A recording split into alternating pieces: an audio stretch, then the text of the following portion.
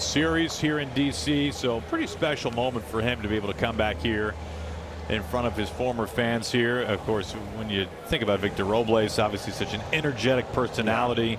And although his time in DC did not end like he wanted it to, he was a part of some of the great moments in this franchise's history. Yeah, obviously the 2019 World Series champions, they went on such an epic run. Really good team. Obviously, this organization coming over from the Montreal Expos, and all of a sudden having that World Series run, he was a big part of it. But we got a chance to get Victor Robles, when the Nationals let him go, and he was so good out the gates. Dealt with some injuries since, but you love his energy, and good to see a smile on his face watching that little tribute to him up on the big screen. Yeah, pretty cool the Nationals did that. And you can see Jose Ferrer right there. Boy, didn't think anybody would be wearing a jacket based on what it was like earlier today. Things have cooled down slightly as they are exchanging lineup cards at home plate and going over the ground rules. Not a typical ballpark for the Mariners. They're here every other year. But Jose Ferrer, former National, had a really nice season with the Nats last year. He's making his return to Nats Park as well. But one of the real storylines in this series is James Wood. He has been playing like an all-star. Quite frankly, Hyman, he's been playing like an MVP this year. He does strike out quite a bit, but my goodness, when he puts the ball in play, it's 100 miles an hour off the bat, and more times than not, it's going for damage. Yeah, and you'll see, too, you make a mistake to him, and he is doing all kinds of damage. But I think since he came over from that trade with the San Diego Padres, this kind of was a projection, right? Yeah, you can deal with some swing and miss, but you get plenty of power. The walk rate is the one thing that stands out to me, fifth in Major League Baseball with the walk rate. So the patience is starting to kick in, some of the maturity is starting to kick in. He's hammering lefties as well. He's that big bat at the top of his lineup. Big guy that does not chase a whole lot. Very patient hitter as well, and one of the most dangerous hitters in the game.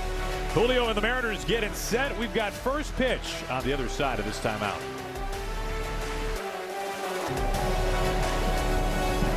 Mariners TV is brought to you by Steel Battery. Quiet, powerful, ready for your yard. And by your local Ford dealer, home of the F-150, America's best-selling truck for 49 years. Mariners first night here in Washington, D.C. Beginning this three-game series, Mariners and the Nationals playing some pretty good ball this year. Game over 500, scoring a lot of runs, but giving up quite a few at the same time. Mariners are trying to take advantage of this Nationals pitching staff. It's Cole Young batting leadoff once again. Last night, he had his first career leadoff home run. Julio, Naylor, and Arozarena. Then Luke Raley, who last night mashed his team-leading 14th home run of the season. Another lefty follows too, in fact, in Canzone and Mastrobuoni. Pareda catching Colt Emerson is at shortstop and batting ninth. It's kind of been a story of two different seasons for Zach Littell. Hyphen. He got off to just such a brutal start this year, and the numbers have continued to move in a positive direction for him since then. He's now to 4.76 ERA, but he's much better now than he was, let's say, back in April. Yeah, it was rough with his new team. 7.85 ERA the first 6 starts of the year, and everyone was really questioning what was going on for Zach Littell. He's turned it around the last 7. He's got a 2.27 ERA. A lot has to do with the command. He's got nothing really that's going to blow you away or beat you, but he has to make very good pitches inside the strike zone. You look at that, the slider, 29% on the slider. The four seam is the pitch that gets whacked around the most out of these pitches. The split to the lefty and more of the occasional sinker, and the bigger breaking ball, the sweeper. You'll see what version of Zach Littell shows up here tonight in Game 1 against the Mariners.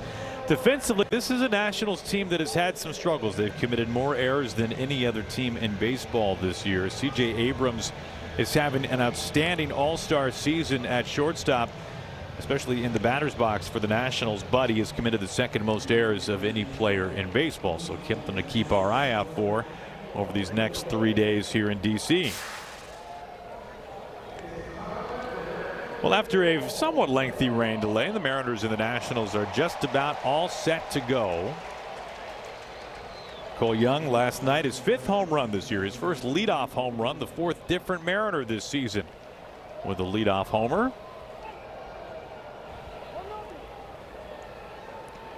Zach Littell up on the mound, the veteran right-hander.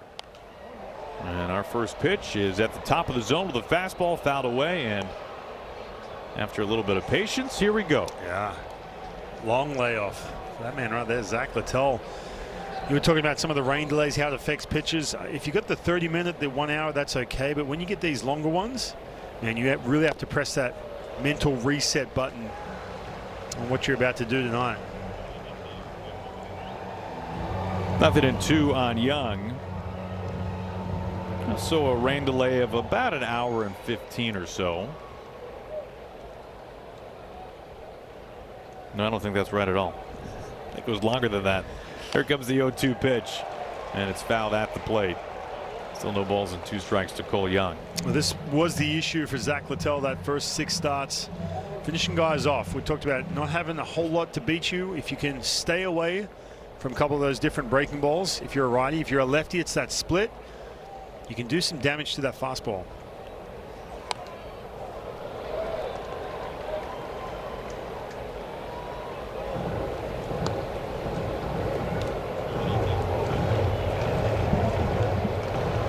So it's still 0-2 to Cole Young. Mariners coming off a series split in Baltimore. Winning the first 2, dropping the final 2. Cole fouling off yet another pitch. Mariners road trip beginning in Detroit. Losing 2 out of 3 to the Tigers. Mariners' first real grueling road trip of the season. And this is the final stop.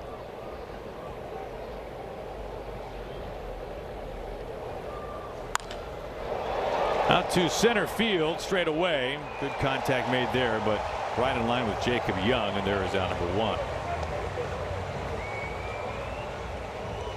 Jacob Young, that ball right to him, but man, he is a plus defender out there at center field.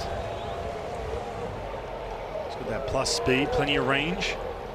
Mentioned some of the errors this team has made. They are the second youngest team in regards to the age of the roster. Well, right back to Young. Julio flies out, 2 down. Still bat in hand, so that brings up Josh Naylor. Naylor having a nice road trip.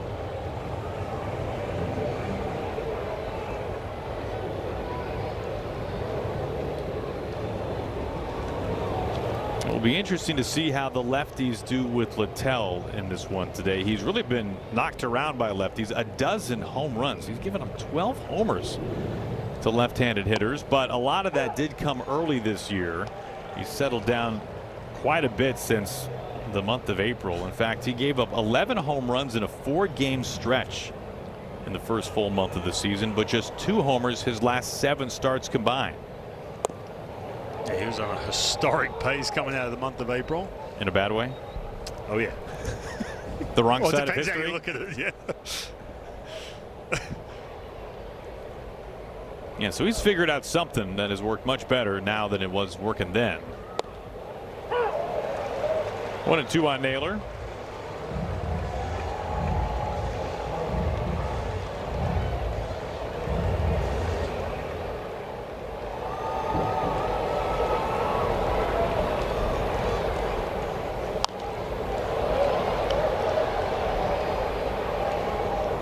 In his last 7 starts, Littell has not given up any more than 2 runs. And one thing about it, though, he's not exactly pitched exceptionally deep into games in that stretch of 7 straight starts. He's gone more than 5 innings just twice, so maybe not a ton of length, but certainly some quality innings when he's been out there. 1-2. And you can see it too. Again, I talked about this when Cole Young was hitting. You can see these 2 strike counts, some healthy swings. Is he staying more with that fastball? The key is with him, and you notice too the last couple of outings where he's had some success because he's had the chase on some of the secondary pitches. Just didn't have that in those first handful of starts. Well, Jacob Young just tied a major league record. Everything going his way in the top of the first. To the bottom of the first inning, no score. Their cleanup hitting shortstop, the 3rd most RBIs in all of baseball this year. Those 2 are the key cogs for the Washington Nationals, and 2 of the very best of their positions so far this year in all of baseball. They'll be facing off against Bryce Miller in this one. Bryce has been on such a roll recently. Yeah, he really has. This is a tough offense. You talked about it, but since he's come back, best ERA in the American League in that stretch. I see the finish on the pitch is 97, seen some 98s. Again, one of that last, like I said, the last test, but the first time we really got a chance to see it was, we talked about going 80+ pitches, how he looked when he finished, getting out of some traffic in that last start against the Detroit Tigers, and everything looked good.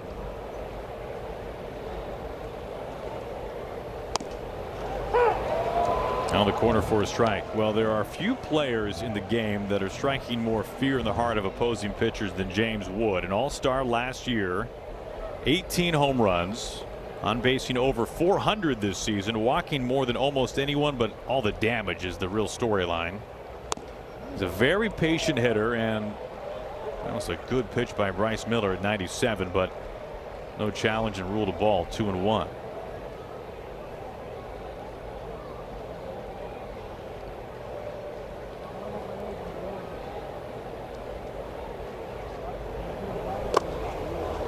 That finds the backstop, 3 balls and a strike. For Wood, not only does he put the ball in play, when he does, it is terrifying. You look at his hard hit chart this year, he leads the majors in barrel, 3rd in hard hit rate. His average exit velo is what is categorized as hard hit. It's 95 miles an hour, call it 96. So back up a step or two.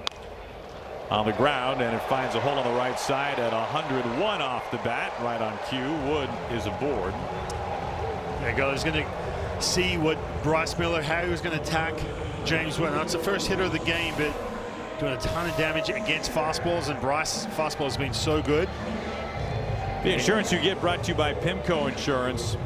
2nd in baseball in runs per game, top 10 in average and on base. They are top 5 in slugging. The home runs, yes, but also a lot of doubles. 3rd most doubles this year in baseball for the Nationals. This is a pretty potent lineup. In the air, Raley in right field, drifting to his right. Out number 1. And for a team that lost 96 games last year, but I mean, they were on a little bit early on last year. They were on a little bit of a run at the end of May, and then all of a sudden, I think they lost 9 straight, and they never really turned it around. But yeah, you can definitely see some offense in this team that can carry all the way through. Here's Curtis Mead. 1 out, 1 on. And it's a strike at 96 miles an hour. You look at the lineup, and obviously Wood stands out. Abrams clearly stands out. He's due up next. But it's not like there are all these other hitters, Ryan, where you're saying, wow, this guy is either hitting for immense power or an immense on-base percentage. But they've had 2 guys in Wood and Abrams who have been truly among the elite run producers in the game this year. And you fill that in with a couple of complementary pieces here and there and some good speed. They're aggressive on the base paths, and all of a sudden they're scoring over 5 runs a game. Yeah, and you're looking up and down the lineup too. I mean, you know, plenty of RBI up and down that lineup from guys. A little bit more plate discipline. It is a young team too. Again, 2nd youngest average in the big leagues. Got some speed too. I think that's the other factor in this. You talk about all that potent offensive power, but they're ranked 2nd in stolen bases.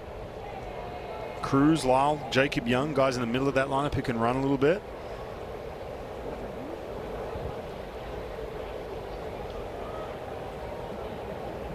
A long hold by Miller. Ground ball up the middle. Young, it takes him right to the bag. He steps on second. Easy throw onto first base, and Bryce Miller a double play to end the inning and face the minimum.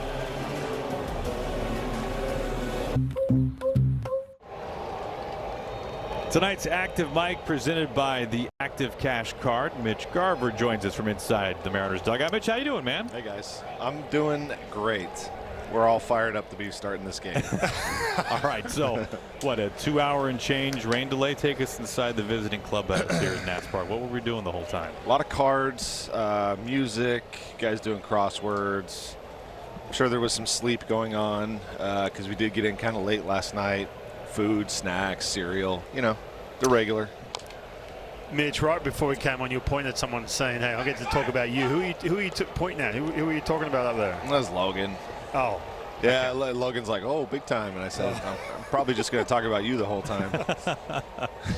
Hey, Mitch, obviously the Mariners are anticipating having Cal Raleigh rejoin the club. The rehab assignment's going well by all accounts. But you and Johnny Pareda have been excellent filling in Cal's absence. What has it been like for the two of you to really help be such a part of this team, both behind the plate and at the plate? It's been a wonderful opportunity for both you guys. Yeah, I mean, you know, I had the luxury of being like well acquainted with how this organization's run. Like, I know the pitchers, I know how we operate, I know what we like to do. So it made my playing time, you know, a little bit easier. But Johnny coming in and then going through spring training and learning the staff and everything, that's a ton of information to absorb. And he's done an incredible job so far. You know, physically, you know, he can throw, he can catch, he can block, he can do all the right things, but like, he knows how to call a game, he can handle the staff, he wants to get better, like all the good things that you like to see, and he's been playing really well. Mitch, take us into the pre-game meeting. You talk about handling the staff or handling your starting pitch, but when you sit down as a catcher, and is it, you know, both you guys sitting in that meeting? Like, talk us, how does that go through with the starting pitcher going into a game like tonight, for example? Yeah, so at the beginning of the series, we have a catcher's meeting. So we meet with the pitching coach and advanced staff, and we go over all the hitters. You know, we go over what we did well in the last series, things we can improve on, and then, you know, we talk about the teams that we're about to play. And we have another meeting with the starting pitcher that night, and we'll talk about you know, how to attack these hitters both from our strengths but also from a hitter's weakness. So we always try to do what our pitchers do really well. We try to emphasize that, but if a hitter has a certain weakness, we try to expose that as well, and that's how you kind of blend the game planning with the advanced stuff. Long at bat here for Randy. An 8-pitch AB, and it ends in a single the opposite way. Rosarena is aboard to begin things here in the second. Mitch, we came across some interesting data today, and you're a guy who's been around and seen a lot. I'm curious your thoughts on this. The Nationals, as a pitching staff, they have thrown the most pitches over what is considered the heart of the plate this year. And funny enough, opposing hitters are batting .301 on those pitches, which happens to be the league average. It struck me as interesting that if you throw a guy essentially a meatball, right? I think a lot of people would assume, man, if you throw one right over the middle of the plate, they're going to hit 500, 600, slug 1,000 off of it. And yet the league is batting, Mitch, called it 300 on pitches over the heart of the plate, which seemed remarkably low to me. When you hear that, what does that say to you? That hitting is really hard. You know, hitting is so incredibly hard today. We see guys have 5, 6 different types of pitches, and they throw them wherever they want, and they throw them as hard as they want. So that makes hitting incredibly difficult. Not only do you have to adjust to velocity, but movement. And I think movement's getting more extreme the more we advance velocity part of this game. So yeah, hitting is incredibly hard. You can miss a fastball right down the middle, and then you can hit a home run on a pitch that's out of the zone, like we've seen Julio do a lot. And it's incredible the adjustability that it takes to be able to hit a baseball. All right, Mitch, speaking of the challenge, you've had some success with the ABS this year. What would you say with that has given you the success in regards to, James Wood drops that ball. What do you think's given you that success coming out of spring training, working on it? Is that something you continue to work on, like, and to know when to pull the trigger on, when to challenge those pitches? Yeah, I think, you know, just being conscious of the strike zone in years prior. I've never been like the best receiver in baseball. You know, I worked incredibly hard at it, but that's never been like my claim to anything. So with that being said, I know where parts of the strike zones I'm weak at. So, you know, crossbody misses are always usually called balls, even if they are in the strike zone. So just having the awareness of where that ball might cross the plate gives you a better opportunity to challenge it. And we're also learning a lot about like the leverage situations in which to challenge. Like I think we can all agree that catchers are the best at challenging pitches, you know, better than batters and definitely better than pitchers. So understanding which leverage situations we have to really use those challenges and to make it work for in our advantage. And I love going into the 9th inning knowing that I have more than one challenge. I think that's a great feeling to have, because we know the 9th inning is going to be the hardest 3 outs to get, and that the leverage is off the charts to use the challenges. You said that was a loaded statement you made. You were talking to a pitcher, and you made it pretty clear that catchers were superior. I'm not going to lie. I think we know the strike zone a little bit better. Especially with receiving now, you can move it so fast, and then pitchers, they see where the ball ends up. They don't see where it actually crosses the plate. So you're just rolling your eyes. If a pitcher's like, yeah, I'm going to start tapping my head, you're just going to roll your eyes. I think it was Kirby early on in the year, right? Bizzardo, I think, has made a challenge. Is that right? Yeah, Bizzardo had one last homestand that clipped the zone by, I don't know, a couple millimeters. So that was pretty impressive to see. He's got good eyes.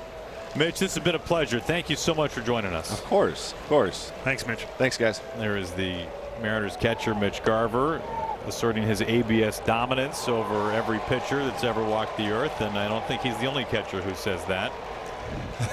Mitch has been remarkable with the ABS. He's had one of the highest success rates of any catcher in baseball. He made a comment to me a couple of weeks ago. He talked about those cross-body misses, right, where like he's set up away and having to pull, or set up into a righty and then catching that ball in the outer half. He said that the umpire is kind of fooled by that because the catcher's not really framing that pitch up. And he's like, oh, this is an easy one. A couple of those where you can steal some strikes because you kind of fooling the umpire, especially on those cross-body misses. But he's been great at that. Something he took some time in spring training to get accustomed to. 3-2 still to Luke Raley. Some long at-bats this inning. Randy had an 8-pitch at-bat. Yes, an 8-pitch AB, and this will be another 8 here for Luke Raley. Yeah, look at that sequence too. Sliders, splits. His long at-bats. We saw this against Trevor Rogers too with the Orioles last series. Look at that. So the first 2-man reach on a combined 16 pitches thrown by Zach Littell. Even going back to Kevin Montero in Detroit, this Mariners lineup has this ability. If you are not able to put hitters away with a wipeout pitch or something that's above average with 2 strikes, man, they'll make you pay for it, and you'll see it start to stack up in that pitch count. Already 29. Here comes Canzone, who's been on quite the tear the last 2 weeks. 15 games coming into this one tonight for Canzone. He's OPSing nearly 1,200. 9 extra base hits, 5 homers. He and Raley went back-to-back last night, and a hard hit rate that's flirting with 60%. He's been on everything. This is one of the truly great stretches of his young career. 0-2.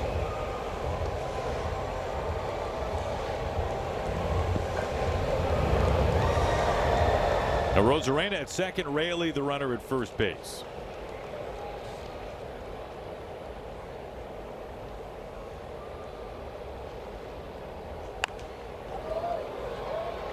It's pretty amazing, isn't it, the numbers on the pitches over the heart of the plate this year? Yeah. Not just this year, those numbers are pretty steady year in and year out. I think it's stunning. You know what's funny about that? When I was going through some struggles, I remember back in the day they had Carl, our video guy, cut up a video of me of misses I had over the middle of the plate. I had a ton of them.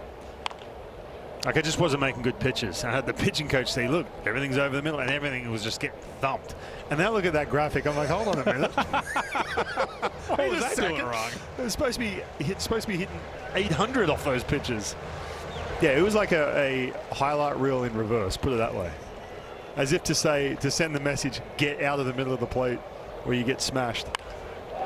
This ball drilled center field, turning Young around, and it bangs halfway off the wall. Randy and Raley had to wait. Now the ball dives in center. Randy's coming home. Raley in his jet stream. He scores standing. It's a 2-run triple.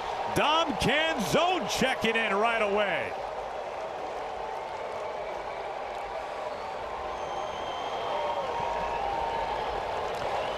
Well, Goldie, the beginning of this road trip, we saw Dom Canzone smash some balls straight away center field. And that's one thing he has done since coming up last year halfway at the midway point. Staying up the middle. He says, all I try and do is stay right up, take the ball right back through center field. And he just has that plus power. He talked about that ex-Avila off his bat, lifting this ball over Jacob Young. Still none out here in the second inning. First career triple for Dom Canzone.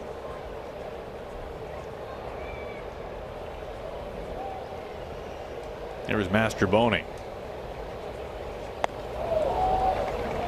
Well, both runners had to wait to see what would happen here, and Raley not far behind Arozarena.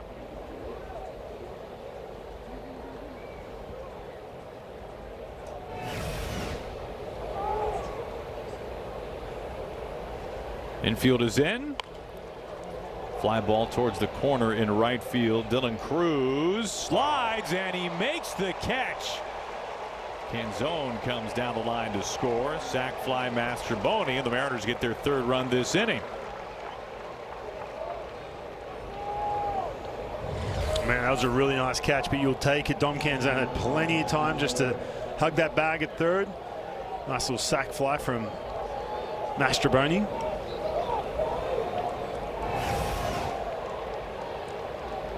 So a 3 spot for the M's here in the second inning. 1 out, base is now clean for Johnny Pereda.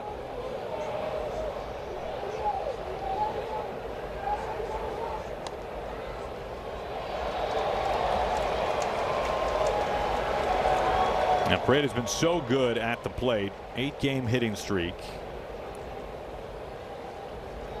Batting close to .290 coming into this one tonight.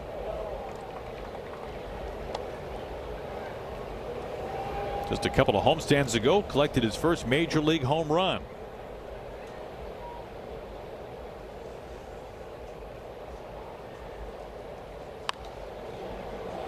One and two.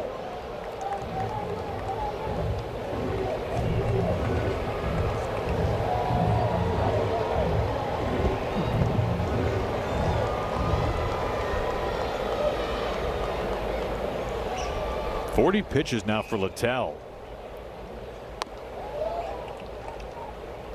Yeah, that's been a big key right there. That split, just not getting that chase. Talked about this in the first inning. Some hard contact in that first inning. 3 fly balls to center field. If you lay off those pitches out of the zone, and you can see the swings too. I miss all of this too. A lot of it with 2 strikes. Yeah, Pereda getting his A swing off right there. Nothing that really can beat you with 2 strikes. If you can stay off some of that chase, put yourself in a good position to hit.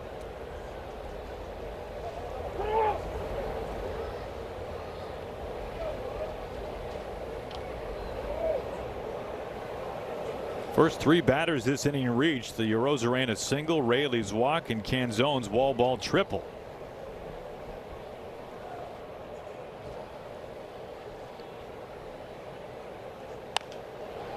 This is shot down the line, but it slices foul.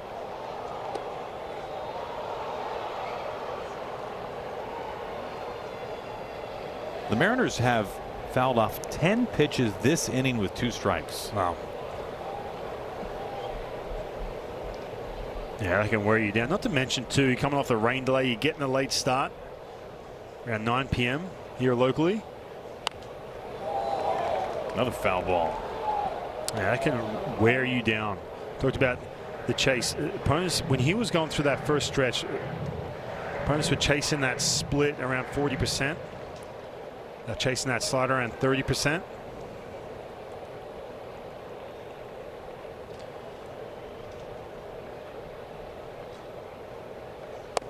Jackknifes him inside, full count.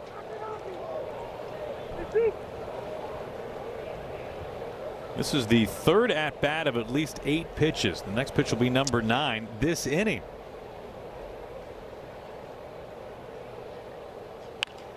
This is into center field for a base hit. Johnny Pereda, 9-game hit streak.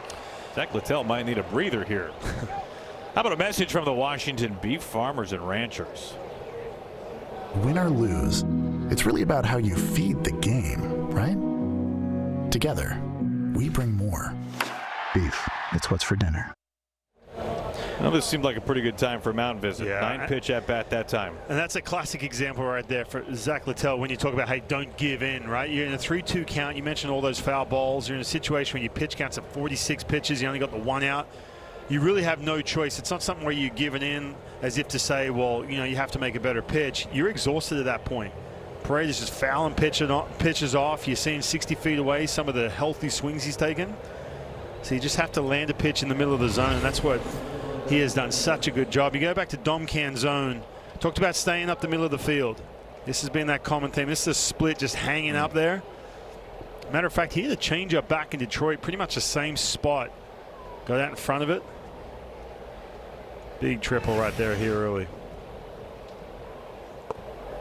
Cole Emerson in the box now, 1-out runner at first base. Littell has had his struggles this year, certainly against lefties. The 12 home runs allowed is tied for the most against left-handed pitch batting this year, and the strikeout rate is the worst. 1 ball and 1 strike to Emerson.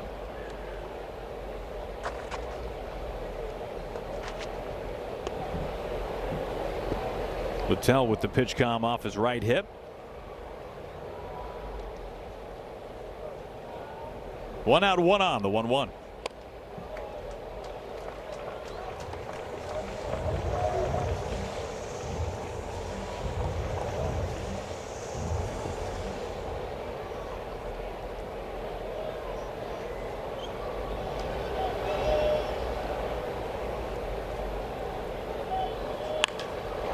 High rising fly ball deep out to center field and gone. Cole Emerson with a bang. Already his 5th big league home run. And no doubt left with that one. What a shot. Well, he gets down 2 strikes. And he's sitting dead red. That was a fastball. The top rail of the strike zone just unleashed. Got those hands on top of that ball. Look at this, eyes just lit up. That was well above the strike zone. You can see too, as soon as he made contact, look at those eyes go nice and wide. That's good to see. He missed a couple days with that little back issue. So now his 13th home run allowed to a lefty hitter, the most in baseball. And you know, a lot of things stand out about Cole Emerson in his early days in the big leagues, but the damage, the power, the doubles, and the home runs been really impressive. Right. You've seen some of those doubles to left field as well. He's not so one-dimensional. There's not one way you can pitch him. Zach Littell trying to sneak a heater by him at the top of the strike zone. Nothing doing there, man. He got after that pitch. Every lefty hitter has done something good this inning for the Mariners. Raley, the 8-pitch walk. Canzone, the 2-run triple. Mastroboni, a sac fly. And now Cole Emerson with a 2-run homer.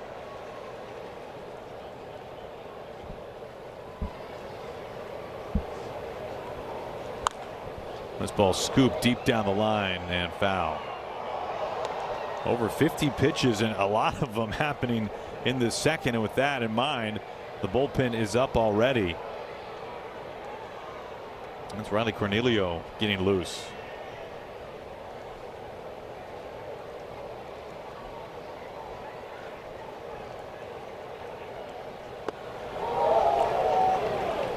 Two and two. Hey, Cole, you usually come out from that rain delay, you're a little relaxed. Takes a little bit to get into a rhythm. Look at this. On a line out to Wood, and was hit hard, but just good contact. Yes, it was to the wrong spot. Wood is there. He makes the catch. 2 outs.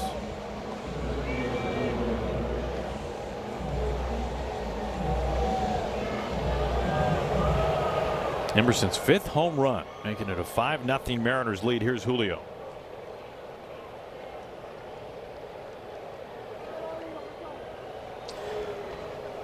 That's going to be it for Zach Littell. Cornelio's been warming, and man, what a short start for Littell. The Mariners hand him one of his roughest starts in over a month. Equinox models. There's no better way to see the USA. Mariners TV is brought to you by Holland America, Seattle's hometown cruise line, offering convenient round-trip Alaska sailings from Seattle.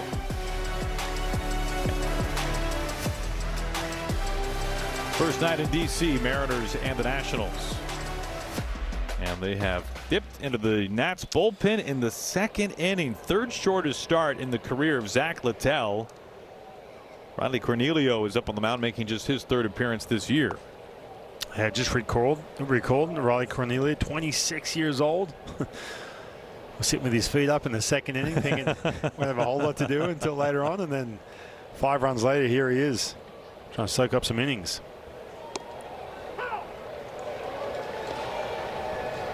He made his debut back on April 24th. He was a starter down in AAA, so he could be able to cover some innings.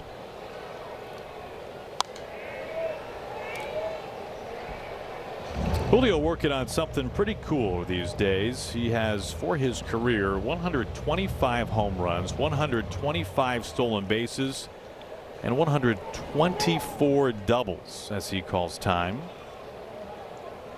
He has a chance to be the 3rd fastest player in baseball history to 125 of each with his next double.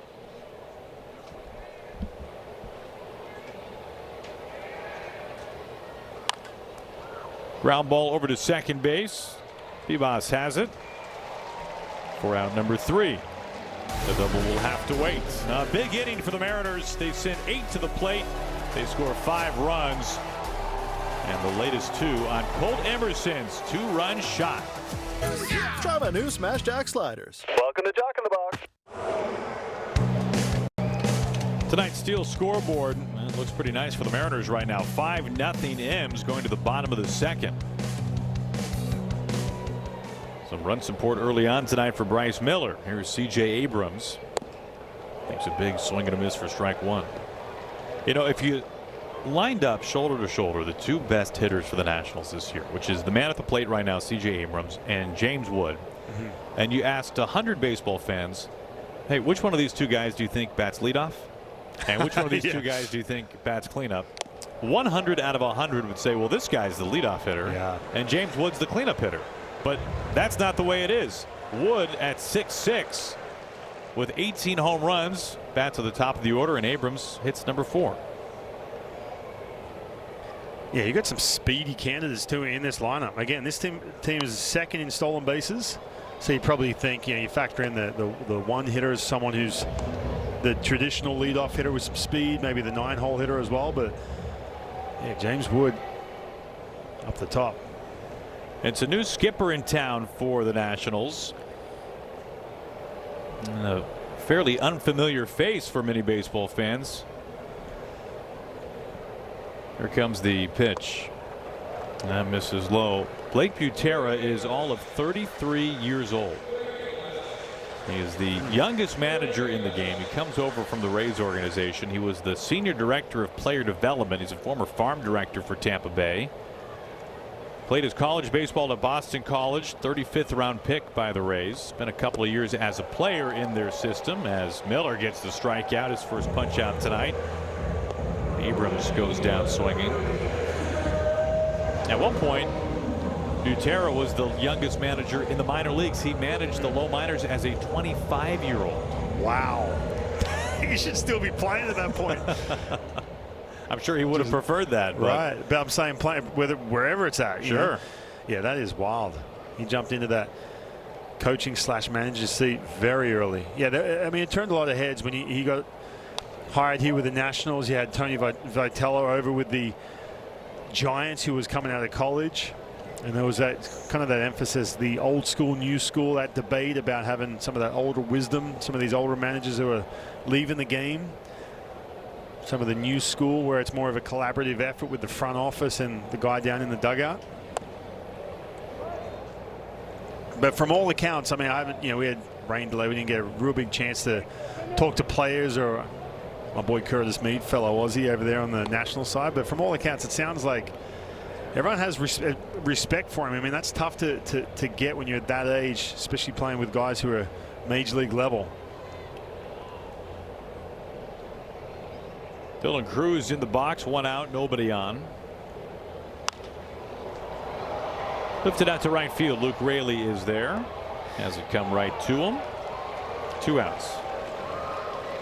Well, next week you can score tickets for less than $12 when the Mariners take on the Orioles, a 3-game value series, Tuesday through Thursday. Mariners.com/value games to lock in your seats and check out the complete Mariners value game schedule this summer. Easier to hire a 33-year-old manager when you have a very young team, I would imagine. Well, I think of it like this: like, how does that first meeting in spring training look? I mean, first impressions of everything. I asked Dan Wilson about that too. You know, he took over mid-season, but that first meeting. This ball is foul, just foul. Yeah, that first meeting in spring training when you're trying to set the tone. And I've talked to a few different people about this and asked, hey, what was it like? Craig Stammen, who's with the Padres, what was it like that first time walking in that clubhouse to address a team? Yeah, and look, you mentioned if you're talking about if he was taking over a superstar lineup or a high, big payroll, a little bit different. But when you have a young team like this and you're trying to get some of that youthful energy, like I said, the second youngest team in the big leagues, I think it's obviously a much easier task to try and win everyone's respect day one. Just missing down and in, 1 ball and 1 strike to Dalen Lyle. Former second-round draft pick by these Nationals back in 2021, made his debut last year and really played well, hit nearly 300. Had a little bit of pop. 97 at the knees. 1-2.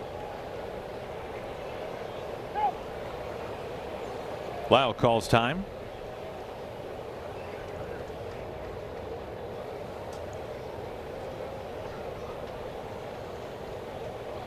Two outs, nobody aboard.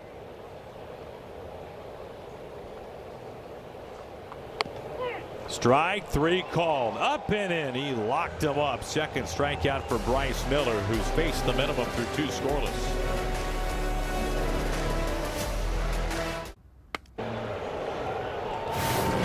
Welcome back to Nationals Park. Brad Adam with you here at the Ford Sports Desk. Well, the Mariners put up a 5 spot there in the top of the second inning, and well, at least one person is trying to claim the credit. Yeah, Mitch Garver came over to me, guys, and said, hey, I'm a good luck charm. And I said, yeah, you could be right. And he said, can you imagine how long that interview would be if we did the whole half? I said, that'd be the longest interview in TV history. Doing a podcast up here. Exactly. But he enjoyed it, and he's taken, I guess, a little bit of credit for that 5 spot, guys. You can take all the credit. He can come up and join us if he wants. This ball, ooh, caught twice by Meade over there. All right, Ryan, go ahead. Yeah. Well, his days playing cricket. No, I'm kidding. I'm just kidding. No, yes, Curtis Meade, fellow Aussie. There's only 2 of them in the big leagues right now, Travis Bazzano and Curtis Meade. Nice catch. Well, it was a real treat to have Mitch Garver join us on the telecast. Very kind of him to take a moment or two from the dugout. Yeah, you feel like he's in a good place, right? I mean, we've obviously known him the last couple of years being a Seattle Mariner, but the fact he got to put the gear back on and get behind the plate, got that catching identity back, contributing. I asked him about some of the meetings. I think he'd be a huge factor in that. Cal Rawley's talked about how much he's helped in the last couple of years. Some of the game planning. He was fun to talk to. Well, you've put it in context, too, for Mitch Garver. The first 2 years as a Mariner, signed that 2-year free agent deal. There were high expectations. He came here to be, at the time, the thought was to be exclusively a DH. He was coming off winning a World Series with the Rangers, and it obviously did not go well.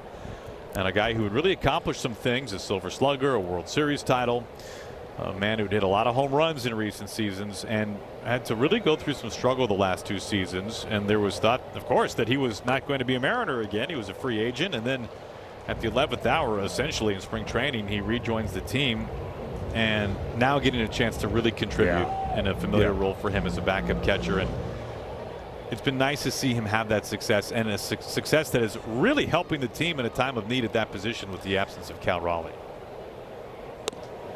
Yeah, that's such a tough ask when you're behind the plate, you're playing defense. It's 50% of the battle to get to the major leagues and to stick and to kind of have that rhythm of the game and that routine, and then all of a sudden you take that away. It's like, okay, we just want you to hit. And man, some guys just really struggle with it. They put so much emphasis on trying to be so good at the plate. Pretty close play over there at first base. See if Randy's arm. Ooh, that's not a good sign. That's not good at all. Dealt with that hamstring issue last year for a bit, about midway through the season.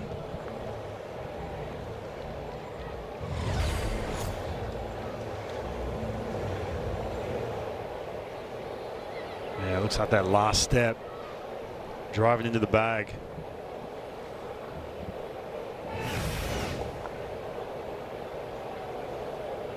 He looked pretty uncomfortable right away, and he hasn't moved much from that spot. He's grabbing his left hamstring.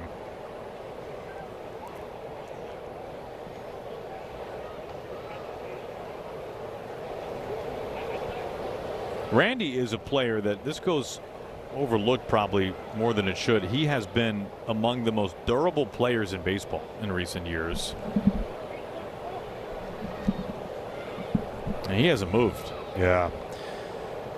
Yeah, you mentioned the durability, and keep in mind too, he did deal with a little bit of a hamstring. He shut down the running game. Remember, he was so aggressive that first part of the season.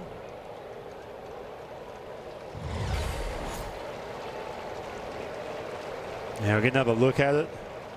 Busting down that line. Yeah, you can see as soon as he hit that bag. Done something.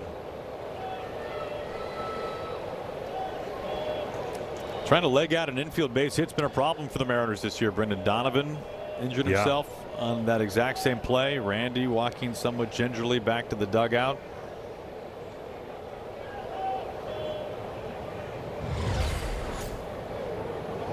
Hunter Snoqualmie Supermo.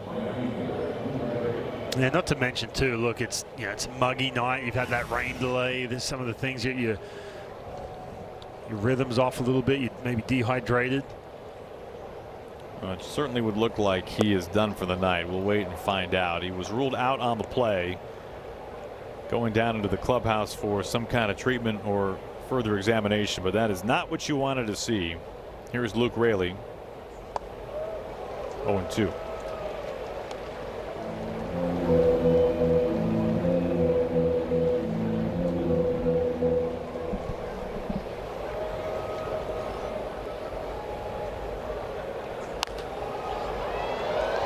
High fly out to right field in front of the warning track.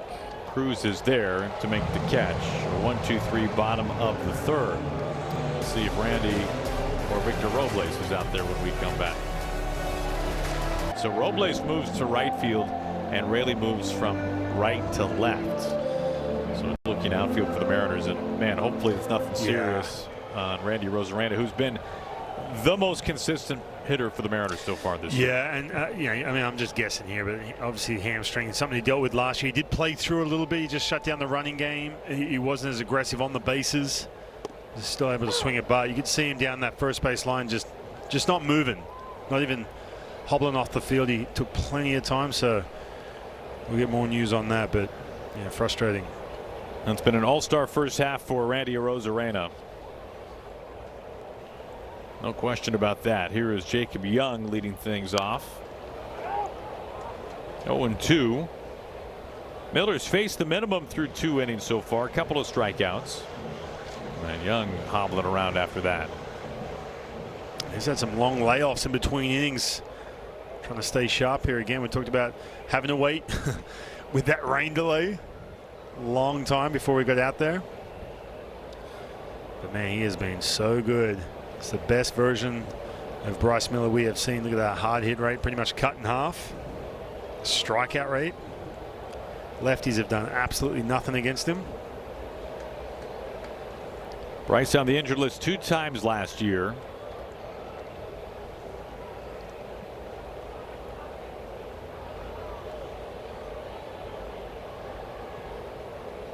The 0-2. Another foul ball. When you think back to where Bryce was the back half of 2024, he was one of the best starting pitchers in baseball, truly. The third lowest ERA after the All-Star break 2 years ago, and such high expectations for Bryce going into last year. But the elbow issues, discomfort there. Strike 3 called, splitter frozen. That's the 3rd strikeout from Bryce Miller tonight. And then Bryce beginning this year on the injured list with the oblique, and man, he has come off the IL and has looked better than ever. Yeah, it really has. You mentioned going into last year and trying to push through that injury too. And one of the things with Bryce was like, okay, can we see you push through from April through September, have the same stuff once you get to the end of the year? Well, that was kind of the question mark with Brian Wu last year, who was so dominant all year long, except for that last start. So I think he had a lot of pressure even going into this year for Bryce. He went off in the off season, found ways to support himself physically so he can push through some of those tougher periods. Didn't have that drop off in velocity or stuff. Oh, Bryce has talked about the muscle, the weight that he put on, roughly 15 to 20 pounds this offseason, but there has to be more to it than just adding strength, right? There has to be something with just how you're moving down the mound to be able to throw as the velocity we've seen from Bryce this year. For sure. And I said this last year too, when he was going through a couple of those IL stints. You learn so much about yourself when you're trying to come back from that, because you learn, first of all, how you recover better. You learn different ways to be more mobile, right? Like to move that mass. So you can go off and put 20 pounds on, that's great, hit the gym. But if you, like you said, if you're not moving efficiently down the mound, if you haven't got that mobility, it's pretty much a waste of time. So you're learning all this stuff. And that's one of the silver linings, I will say, when guys go through some of those injuries like we saw with Bryce last year, especially the fact he had the 2 stints, and knowing your body more, the days in between, the bullpen session, all those little things add up, and you can see the results coming into 2026. This ball is really squared up, pulled down the line, and a foul ball. Yeah, by far the most pitches already for Bryce Miller at 97 miles an hour or more. He's thrown 27 innings, and he's already surpassed every other year. In fact, the 13 fastest pitches he's thrown in his career have come this season. So it is a much different looking Bryce Miller. He was behind 3-0. He gets back in the count 3-2.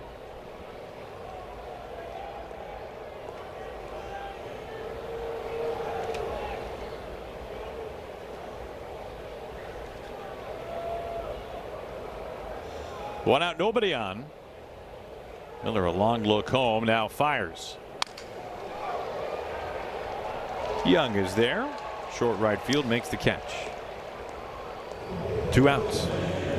Saturday, July 11th, we hope to see you at the ballpark for the inaugural Batter Up Brew Fest. Enjoy tastings from local breweries and catch the Mariners road game against the Rays on the big screen. Tickets on sale now. Mariners.com/brewfest. That'll be right before the All-Star break. 2 up and 2 down for Keibert Ruiz.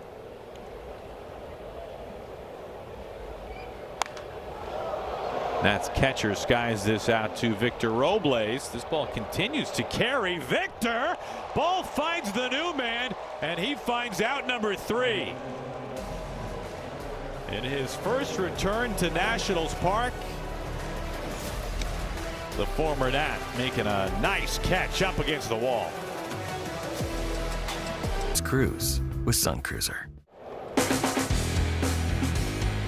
Dom Canzone, fresh off his first big league triple. He leads things off in the 4th inning.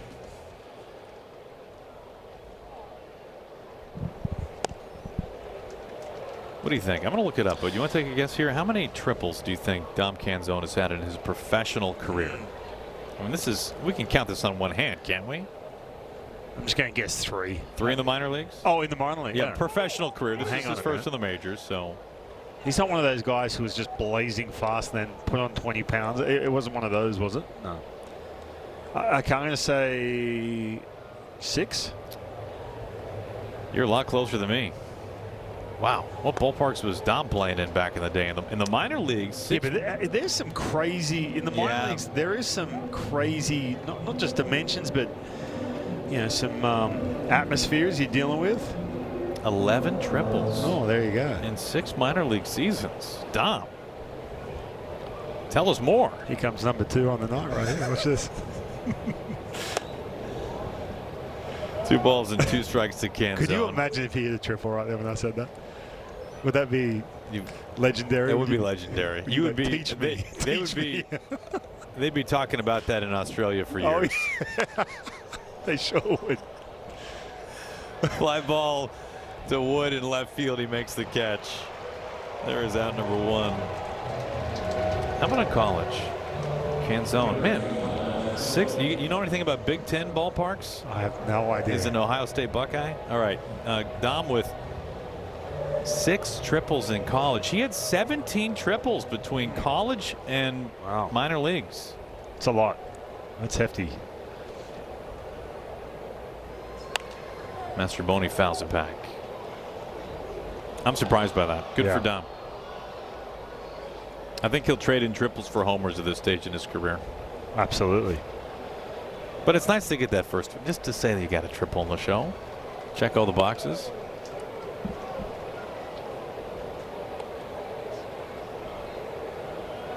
You know, our fellow Mariner TV broadcaster Ryan Healy. Nice big league career, multiple 20 homer seasons. I get the sense it grates on him that he never in the show had a triple or a stolen base. Really? Yes. Not even a sneaky. No, guys, not even like not even a trail runner. I know. Wow. Not even like a hit and run that went bad. You should definitely bring it up to him the next time you see him. This finds a hole on the left side. Mastroboni. The home run derby. I'll bring that up.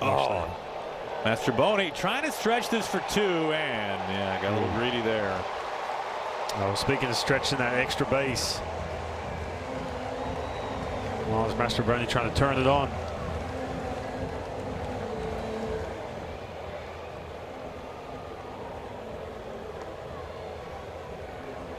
Thrown out at second base, 2 outs. You see James Wood kind of not really aggressive on that play. Maybe he looked up and saw that he was kind of jogging towards that ball. Tried to get that, sneak that extra base.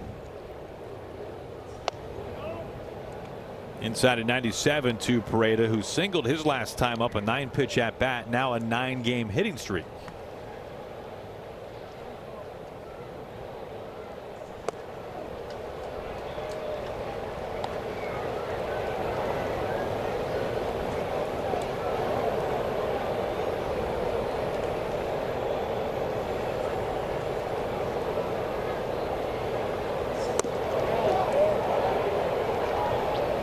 Two and 1 to the Mariners catcher.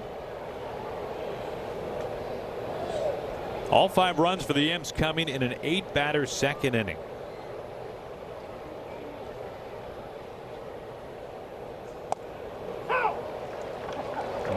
A challenge.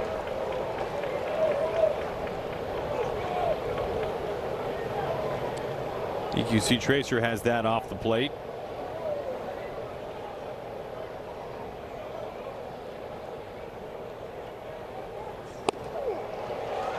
'96 puts him away. Pareda strikes out, and despite that single, the Mariners send the minimum to the plate. 5-0 go to the bottom of the 4th. Let's go places.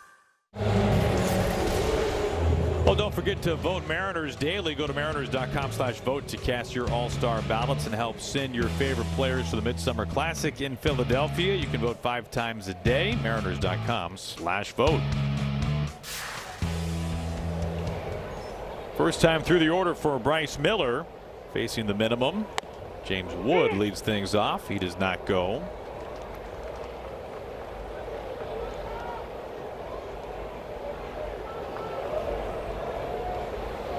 Wood had the only base hit for the Nats over the first 3 frames. A single to begin the first inning.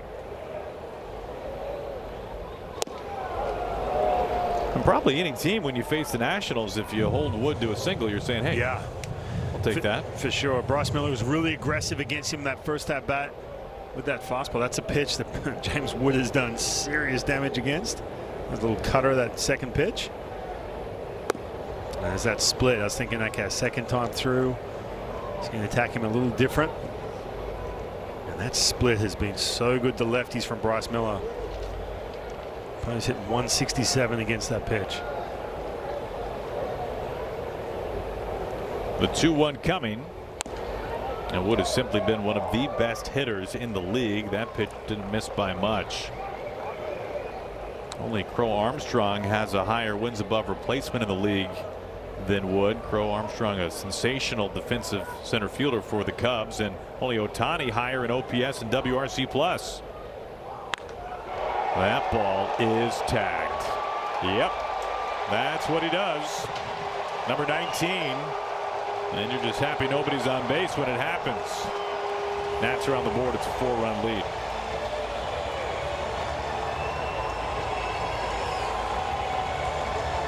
Yeah, just a hanging slider up at the eyeballs to James Wood. And again, when you put up those kind of numbers, when you're top 3 in so many of the power categories, you're not going to miss this pitch right here. You can see this slider just kind of backing up middle of the plate.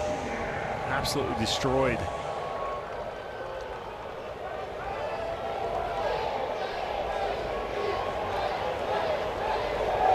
That was 112 off the bat. Pretty brave soul right there, trying to be on the other end of it.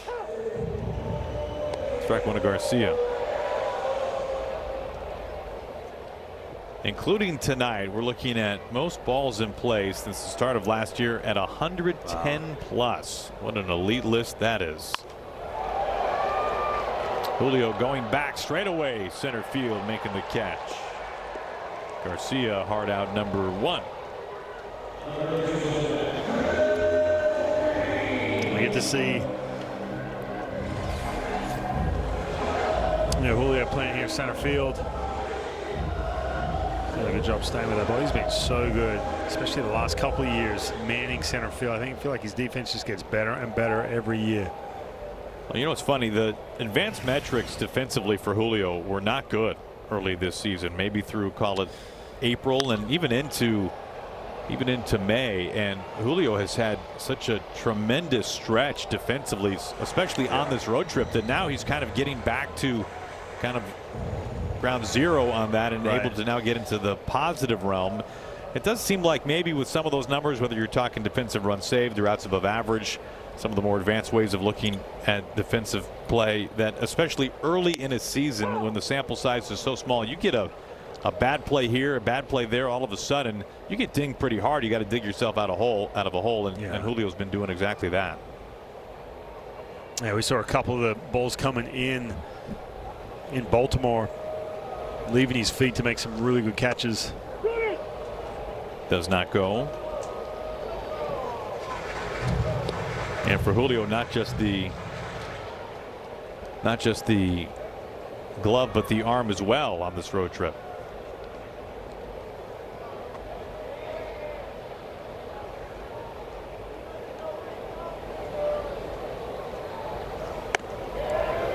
Two and two. They get a look at Curtis. He's got bounced around. He was big time prospect when traded over the Tampa Bay Rays. Had a chance to be the everyday third baseman. He lost that position, went over the White Sox, struggled over there, and now all of a sudden found a home here with the Nationals. Said he's really comfortable here. He knows some of the coaching staff coming over from Tampa Bay. He's cut down on some of that chase, cut down on the swing rate. And third in this really good lineup. 2-2. Over to third base. Mastroboni, low throw. Naylor is able to clean it up and get the out. 2 outs. Now a message from Papa Murphy's.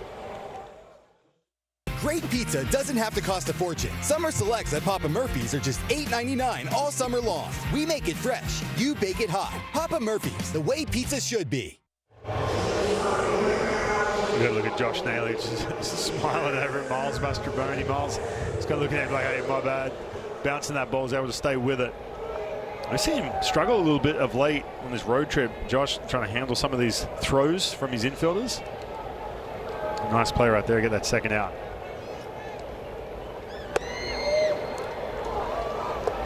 Here's C.J. Abrams. 2 outs and nobody on. Wood a home run to get the Nats on the board. It's been an incredible first half for Abrams. Former top prospect for the Padres, coming over in the Soto deal.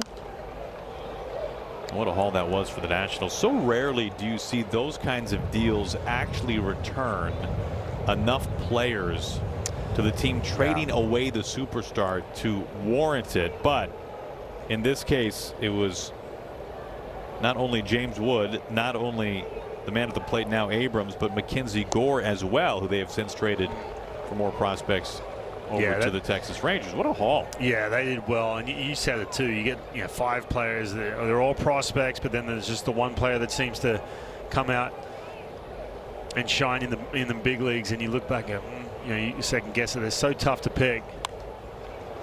C.J. Abrams, I think the big question for him is having a great year this year. He had a really good first half last year too. He's hit 287 at the halfway point with 12 home runs, and all of a sudden that second half he really dipped the production.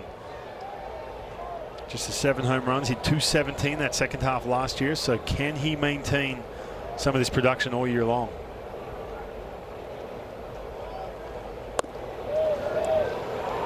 Two and two.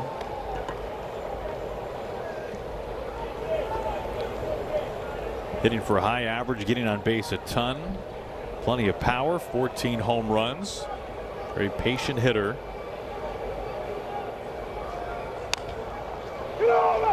Naylor is there, circles to the bag, and the side retired. What a home run. Mariners take the lead to the 5th here in our nation's capital. Whatever the moment, make it a cocktail. On the Rocks, bartender created cocktails. Colt Emerson leads it off for the Mariners. He looks at a first pitch strike. Emerson, a 2-run homer his first time up.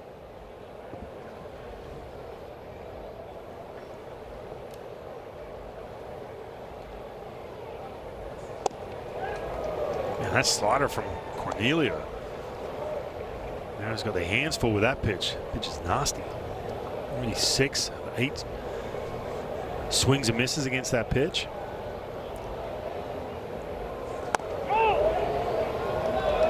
One and two. Emerson had to miss the first 3 games in Baltimore because of back spasms. Able to get back in there yesterday. All right. When does he turn 21? On the ground over to first base. Should we just guess or should we look it up? You come on. You got to look it up for me. My computer's not working over here. To the Fourth Sports says Brad. Brad. Guys, I know this, and I'm not going to admit that I know everybody's birthday, but I know Colt's is July 20th. Now, how do you know that? My oldest daughter, her birthday is also July 20th. My stepmom too. So Colt and my daughter are exactly the same age. They're both going to turn 21 on July 20th. This is into left field. Young's got to base it. Okay, but how did you know that? I mean, is this a normal practice for you, Brad? Every time a player gets called up, do you check their birthday to see? I check their sign, check their birthday, yeah, see what kind of stuff that they like. Yeah, I don't know. Somehow it just came up. It just came up. Yeah, understand. Oh, fair enough. You mentioned it, or somebody mentioned. I said, "Oh, when's your birthday?" July 20th. And ding, and I, luckily being a good dad, I remember that one. Oh, there's no question about that. That was a slam dunk. Thank you. Well, my 3 girls they go 18, 19, and 20 are the days, and they're different months in order, and it's confusing sometimes. So that's that spreadsheet you look at every once in a while. Yeah, it's not Mariner baseball. It's his birthdays. Okay. It's like, man, Brad's really doing his research. He's dialed in, isn't he? Locked in during that rain delay. You ask us how we spend our time, huh? Hey, by the way, speaking of spending some time, Brad, I told Goldie today that you were an excellent tour guide around the nation's capital. Thank you. That was fun. We couldn't get to a lot of things. Dude, I was kidding. Every time I turned around, I said, Brad, what do you got? Here's a big building here. And then Glenn had to help. Here's a monument over here. You had nothing for me. Well, I mean, I'm a foreigner. Let's go. I need to be educated. But we got you to the places. You did. And you hung out with me. I appreciate it. I thought you were going to bail on me. That was the hardest part. No, I appreciate you sticking with me. I never did thank you for doing that, Brad. Yeah, thank you. I took the hit for us, guys. But, we tried to get closer to the White House for Ryan. He's never seen it, but we couldn't get anywhere near with all the construction, UFC fighting, and everything's blocked off, as you know. And Aaron, he talked me into taking those Lime scooter bikes home. Yeah. And so it was funny. You want to scoot bike? I'm like, first time, let me just take a bike here. And it was this bike had one of those big baskets on the front. You carried my water bottle for me. I Exactly. appreciate it. I said, okay. Yeah, so we're just cruising through with my little basket bike, but felt good. Didn't have a little bell on it, but. You're the wicked witch right there? Witch, exactly. Yeah, exactly. That's right. No, it was hot yesterday. I'm glad we reverted to some transportation. My legs were done.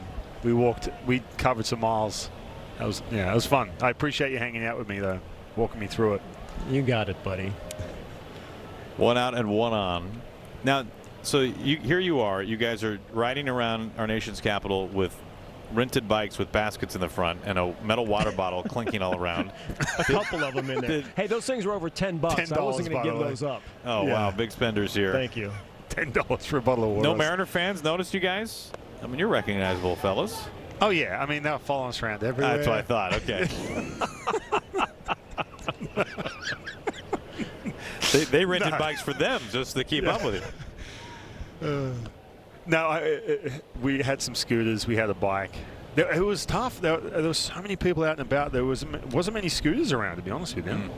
Big league problems. That's right. 2-2. Inside. Full count to Julio. This will be a fun trip for Mariner fans if they're up for the flight to come out here. Mariners come Absolutely. to D.C. every other season, the way the schedule is set these days.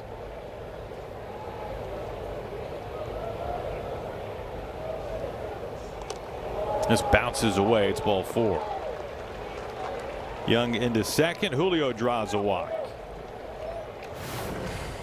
Now, the Mariners recently announced an all-new event for 50 season celebration weekend. Is this how you hold the bat normally? It's getting worse and worse. What happened to the arms, by the way? I shrunk. What? Who's doing was this? And the back. Come on. The head-to-shoulder ratio has not gone in the right direction. Brad, were you behind this? I know. Come on. You're just jealous. I said quit using my arms. Use Ryan's. And that's what they came up with. Photoshop Brad Adams' arms. This is off Naylor's bat. Popped up. Infield fly in effect. Abrams makes the catch. All right, so that's after the game on August the 7th. Ichiro, Mike Cameron, our very own Ryan Roland Smith. We were talking about Ryan Healy. He'll take part as well. Compete in an epic post-game home run derby. That's going to be fun. Hey, all I know is that I get a front row seat to watch Ichiro essentially in a home run derby. How fun is that going to be? Because I had a chance. I played with him. I had a chance to watch his batting practice every single day. It was so impressive. We know he still swings it. Safe over at first base. Back pick attempt there on Julio. Trying to put that oven mitt on still.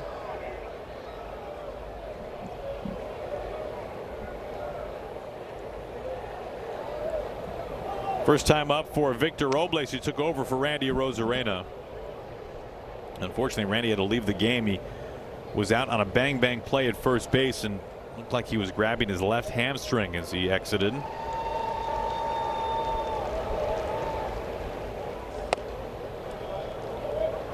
Yeah, Victor making a nice play out in right field, some territory he's spent plenty of time. And Ryan, getting back to Ichiro, speaking of right field, I mean, I think fans have been wanting to see him in a home run derby. Yes. Right? I mean, for the teammates, people around the league. I mean, people have always said this guy would be unbelievable in the derby. Yeah, I mean, fellow, especially obviously when he was playing too, like fellow players around the league were like, hey, is there any way he can get into a home run derby, an all-star game? No, man, it's impressive. Still is now. I mean, he's still, if you get. He's still hitting now every day, sure. He's back there right now, T-Mobile Park. Robles draws a 4-pitch walk, and the Mariners have the bases loaded with 2 outs here in the 5th.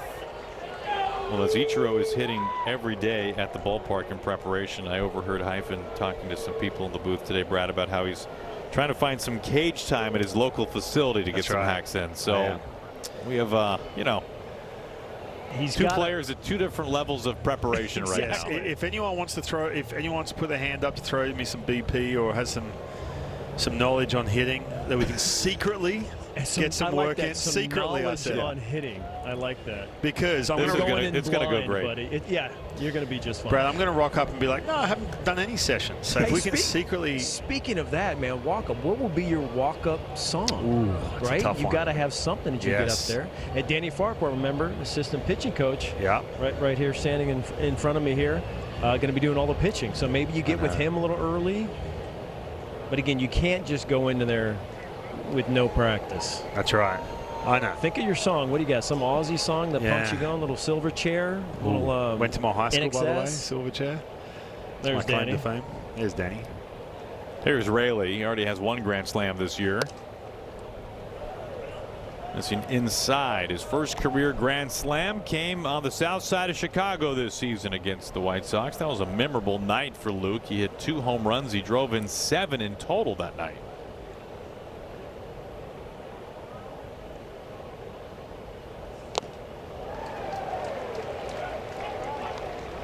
One and one.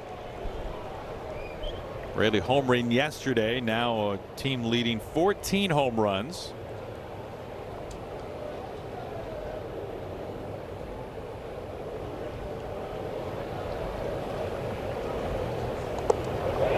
This just starts to die outside the circle. Throw home. Young slides and he's safe.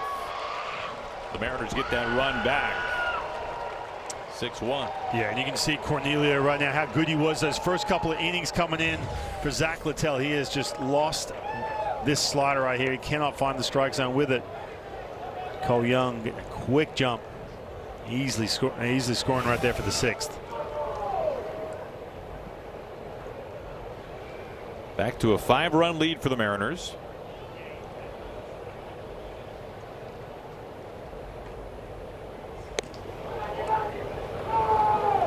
Robles into second, Julio into third now. Yeah, if you're Luke Rayleigh, this 3-1 count, you know about that slider. Only throws the fastball inside. You're going to be sitting dead red.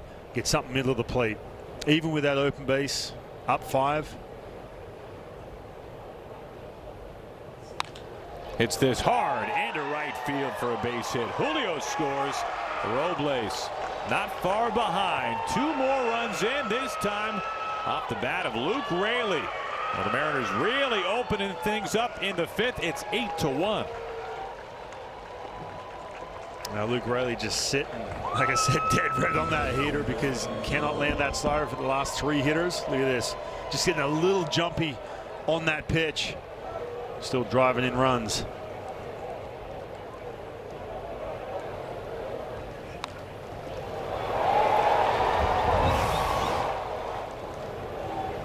There's Canzone. High fly towards the gap in right center field. And the catch made for out number 3. Another strong inning for the Mariners. They now have an 8-1 lead going to the bottom of the 5th.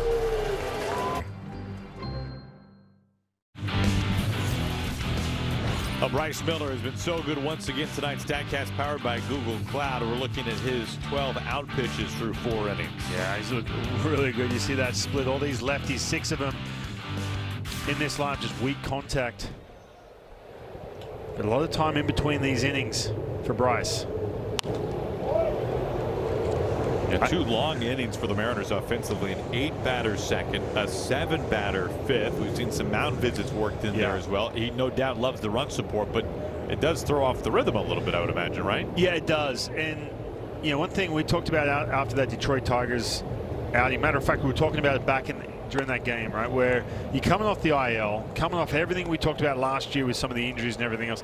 How do you hold that velocity? We saw some good 97s, 98s. Yes, it's going to dip, but how much does it dip? And one thing with Bryce last year was that stamina. That's one of the big reasons why he put the weight on and everything else.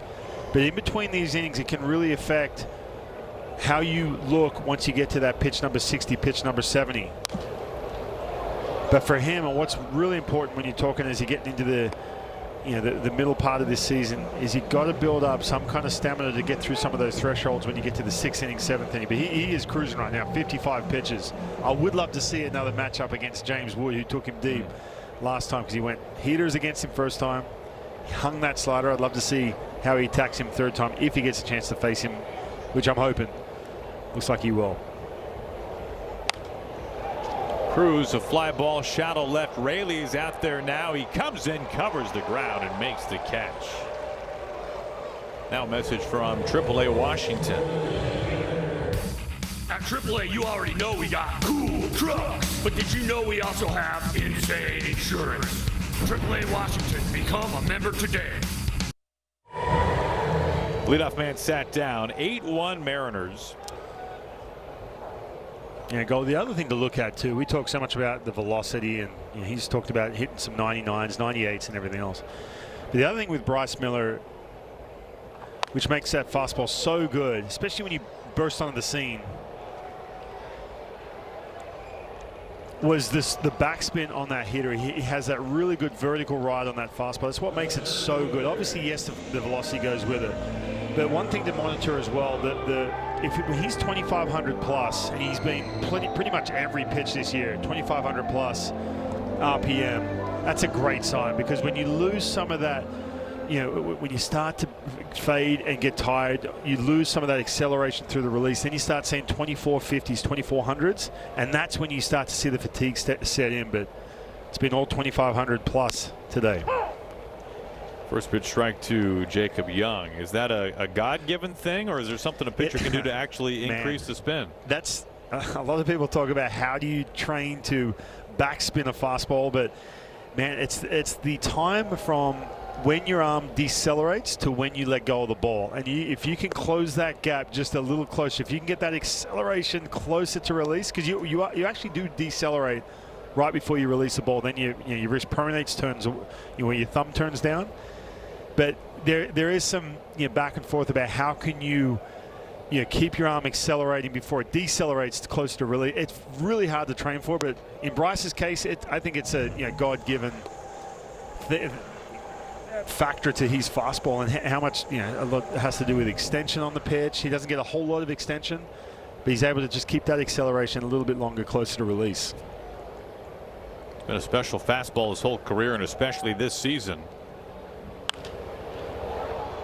This is driven deep down the line. Robles gives it a look, but it's into the crowd. A foul ball. 2-2. And just while we're on it too, if you're wondering why backspinning a fastball is so important, is because it just defies gravity longer. So if it defies gravity, the hitter's eye thinks he's going to barrel that pitch up, and then that barrel goes right underneath that ball. That's why you see guys attacking the top part of the strike zone, because they feel like they're on it, and that barrel just goes right underneath that ball because it's defying gravity just that little bit longer. Strike 3 called. A splitter gets another punch out. It's another 1-2-3 inning for Bryce Miller. Convenient round trip Alaska sailings from Seattle. And by PIMCO, the insurance you get. Learn more at PIMCO.com. One of the great traditions in our nation's capital, the president's race. Let Teddy win has been a thing here for a while. We do need to do some deep research as to how Teddy has done in the president's race, because it did not start historically well for him. 8-1 Mariners. See, that's something you're going to have to educate me on. I don't know anything about these presidents. I thought Brad gave you the tour yesterday. I thought this was a big emphasis. See what I'm saying about the quality of the tour guide? I got nothing. The Library of Congress didn't break this down for you? What were you guys doing? Come on, the founding fathers. I gave you the whole story. The signers of the Constitution. Thanks, Brad. Man.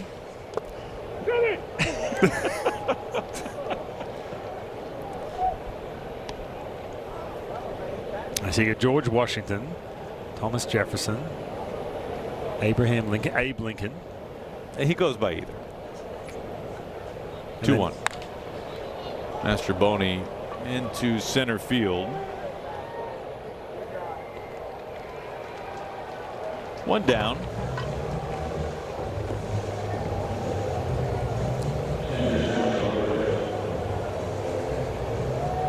Here comes Johnny Pareda. Cornelius still out there trying to suck up some of those innings. Again, with these young teams, they're having a good run. They're in essentially what you could call a rebuild, or whatever you want to call it. It's always that bullpen where they're trying to get some of these young pitchers, whether they're trying to piece it together, but that bullpen's always going to be that weak point. We can do some damage. Mariners already up 8-1. The best data I have available is that wow, you actually have Teddy Roosevelt did not win for the first 6 years. Really? Yeah. That's a tough go.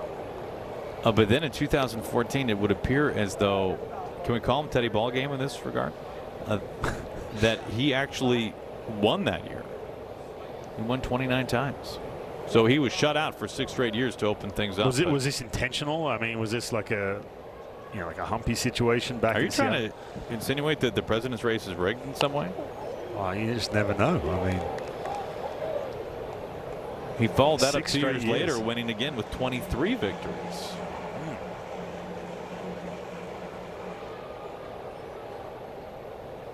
Got a lot to learn about this town, Hyphen. I do. I guarantee you my daughter Kennedy probably knows way more about this than I do. Should talk about the president's race all the time. Yeah. Well, they got a real tour last year, it sounds like. Yes. 1 ball and 2 strikes to Pareda. 1 out. Top of the 6th inning.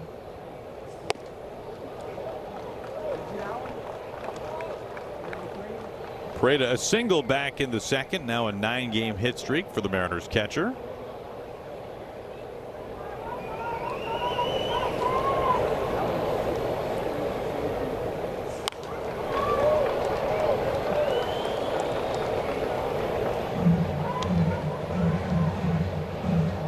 Yeah, it will be interesting to see. We had a chance to talk to Mitch Garver in that 2nd inning. We've seen Johnny Pareda just offensively tear it up his time here with the Mariners. So athletic behind the plate.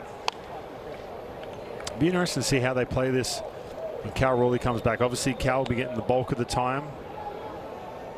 If they want to potentially slow play a little bit where he DHs. Cal continuing his rehab assignment. Foul ground.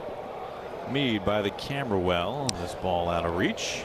Yeah, it's interesting too. We had a chance to talk to Dan Wilson before the game, and we always check in on how Cal's doing. If he's checking in on the team, obviously he's watching every game. But for him too, he got off to a slow start. He's coming off that 60 home runs last year. Obviously the bar has been raised, and I talked about this with Bryce. When you learn little things about how to bounce back from injuries, but I think for on the mental side for Cal too. Dan mentioned this is interesting. He said just having that reset, pressing that reset button here in June, where you can just take a breath, decompress a little bit, have some time to reflect, and just ease your way in to having a really good second half. I think Cal was really trying to push the issue early on.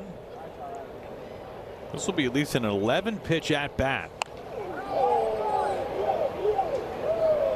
Well, Pareda's been a real pest tonight. A 9-pitch AB in the 2nd that he singled, eventually scored. And this will now be at least a 12-pitch at bat.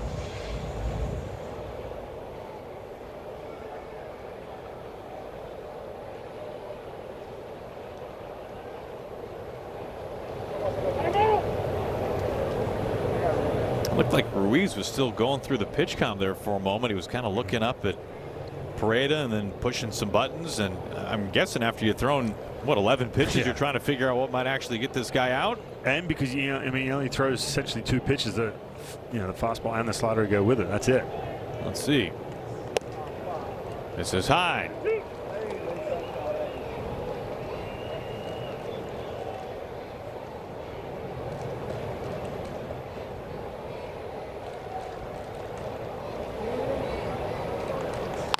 Pitch number 13 is grounded over to 2nd base. B-Boss has it. Say Pareda won that one nonetheless. Our Chevy Silverado drive of the game. Cole Emerson's 5th home run. Yeah, Zach Littell tried to sneak that fastball by him on that top rail of the strike zone, well above the strike zone. You can see Colt Emerson's eyes light up the minute he threw that pitch. Again, going back to Zach Littell, just had nothing to beat these Mariner hitters, especially with 2 strikes. Again, good to see Colt missing some of those days. A little back issue, but letting it eat on that swing.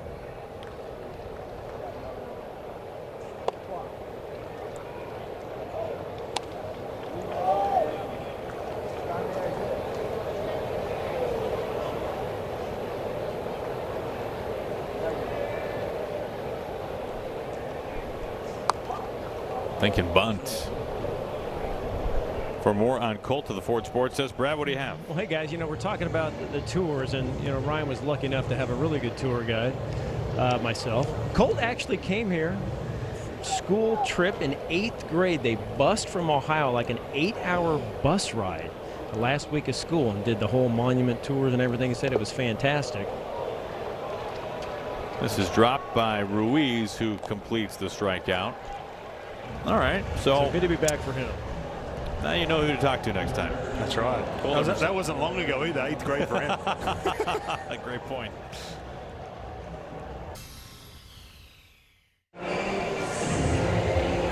Including tonight, the last 4 starts, not appearances, but starts for Bryce Miller, nearly 22 innings, 5 hits, 1 run, and 26 strikeouts to only 4 walks. That is getting it done right there. And obviously that, he did have that little bullpen appearance, but man, just so dominant. Hasn't had the same swing and miss on the 4-seam, but coming into this game, opponents hit 171 against that 4-seamer. I think everything, that's kind of that foundation. You can go to that slider right there, and goes around, and the split to lefties. He's got so many weapons off of that pitch. Still throwing that 4-seam around 50%. That's about normal.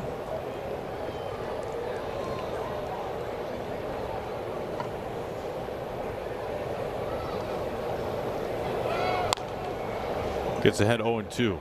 And all the strikeouts coming off of that split.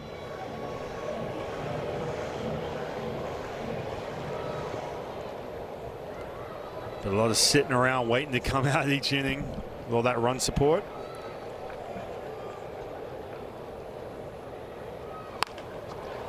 This ball finds grass in right field. Bibas with a leadoff single. If you're still looking for Father's Day plans, you can treat Dad to a ball game on Sunday, June 21st. The Mariners wrap up their series against the Red Sox. Special Father's Day celebration presented by Muckleshoot Casino Resort. Tickets for the whole family can be had at mariners.com/tickets.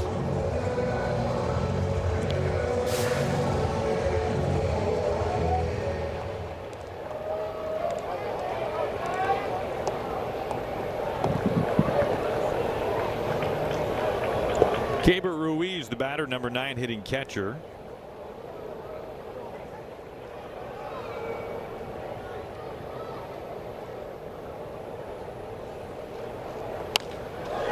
This ball finds Young, quick throw, and in time double play. Blink your eyes, 2 outs, bases clean. Well, Cole Young getting a chance to get back to second base where all that plus defense has been. Look at this. So quickly wasted no time. Had a split second to get that throw off to Josh Naylor. Now I'm telling you, it works wonders right now. We talked about all that time sitting down for Bryce Miller, and then Cole Young picking you up right there for a huge double play with just 66 pitches here in the 6th inning. Wow. 2 outs, nobody on, bases clean. That's a good thing for James Wood. Wood has been the offense for the Nationals tonight. His 19th home run, his last at bat. Yeah, it's just a hanging slider. So if you're Bryce Miller right now, you're like, you know what? Yeah, I hung a slider, no big deal. If I can execute this pitch, I'm going to have a leg up right here. He tacked him with heaters at first at bat. There's a fastball. I think getting a good count right here, that split has been so good. Unleash on one of those pitches once he gets the 2 strikes. He has 2 of the 3 hits for the Nats. Outer edge. Wood does have one of the higher strikeout rates in baseball, but he has still been one of the most potent hitters. And he goes down swinging. Curveball puts Wood away. 5th strikeout for Bryce Miller. Back to his dominant self as we have seen all year. Supergirl in theaters June 26th. Here's what's coming up for the Mariners. Day baseball tomorrow, kind of mid-afternoon here in D.C. 1 o'clock back home in the Northwest. Middle game of the series, and then Day baseball on Sunday again. More traditional early day start time, 10:30 Pacific. Day off for the Mariners before a nice homestand. Orioles and the Red Sox come to town, including Father's Day weekend. Paxton Schultz takes over. He's been knocked around a little bit this year, in ERA north of 6. He has the 7th. There's a bullpen for the Nationals is 25th in ERA. They have had to work the most innings, which is never a good recipe for a good bullpen. No bullpen has been used more often than that of the Nationals. They have the lowest strikeout rate and one of the highest averages against. This ball is dropping into no man's land. A little Bermuda Triangle out there. Multi-hit game for Cole Young. I tell you what, when you're going well, those balls tend to drop. Cole Young having a rough month of May and coming into June. He's picked it back up, getting that ball off the ground too. One thing I noticed with him, everything was on the ground. That ball's well in the air for sure, and soft contact, but you'll take it.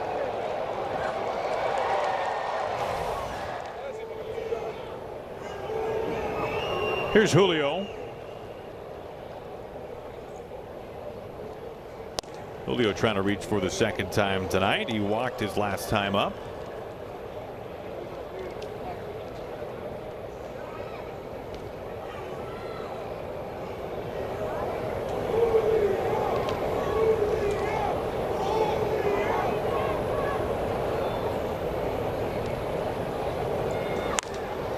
Into left field, it is down for a base hit.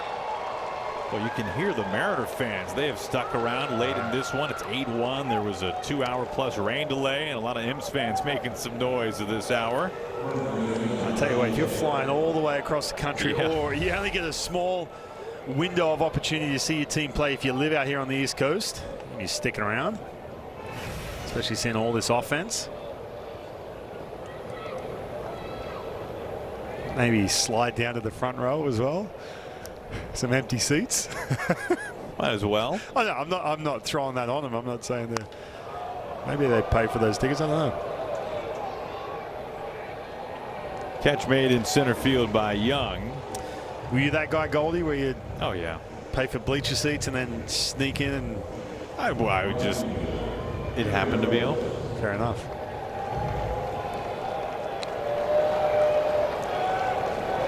One out, 2 on. Oh, these are your seats. My bad. I was. Oh, whoops. I was mistaken. Sorry, we're I'm up there. 30 rows. Robles out to Wood in left field. 2 down. A couple of fly ball outs in back of Young and Julio's singles.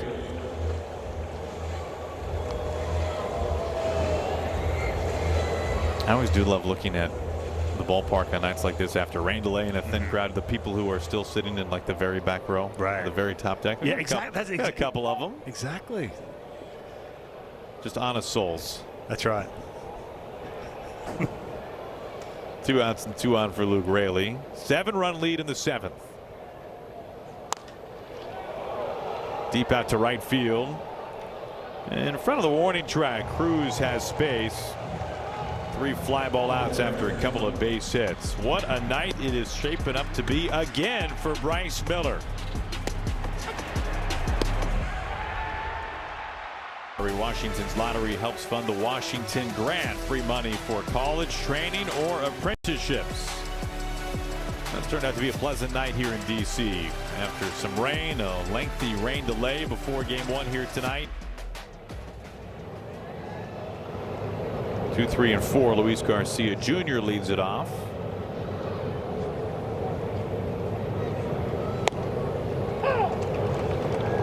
Miller out there for the 7th. Patrick Wisdom takes over.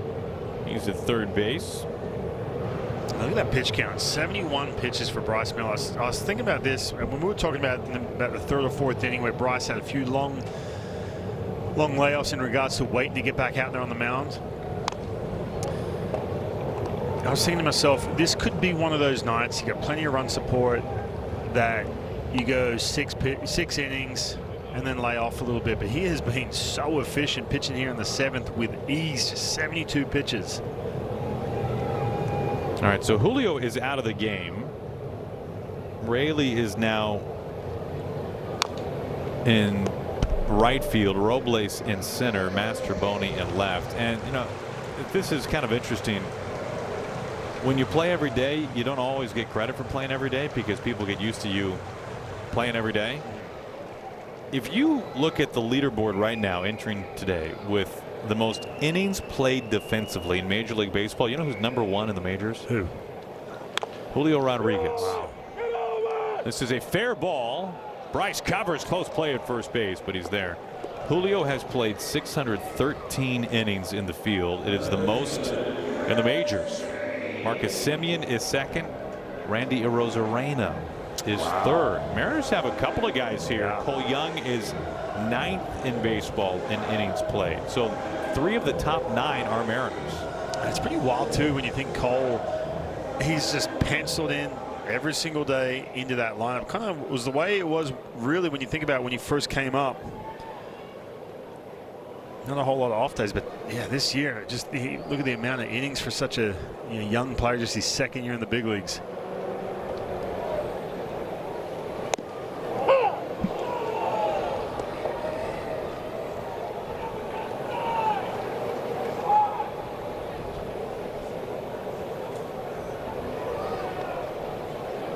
So good move by Dan Wilson to get Julio off his feet as the bottom of the 7th begins with the Mariners in front by 7 runs.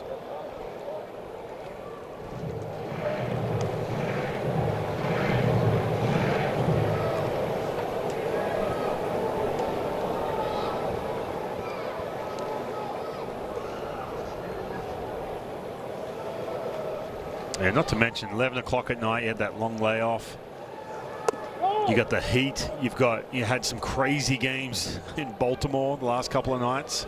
Some extra innings thrown in there as well.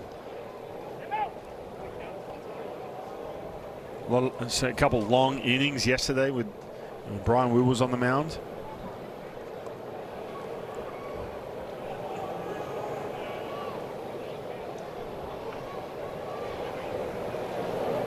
One out, nobody on, a ball and 2 strikes.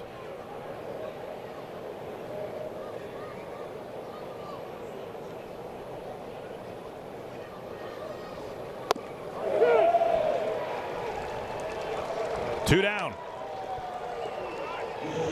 Hey, you've seen Bryce Miller. We talked about the split and the slider. He gave up that home run to James Wood on the slider, but broke out the curveball last inning. Now the sweepers a factor with getting Curtis Mead with two strikes, getting that swing and miss.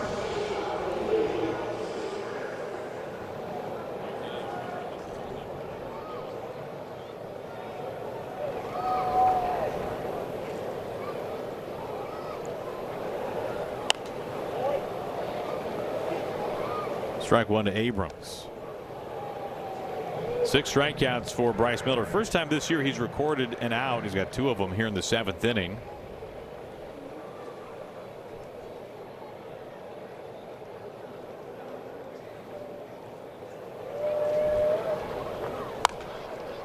Ahead 0-2.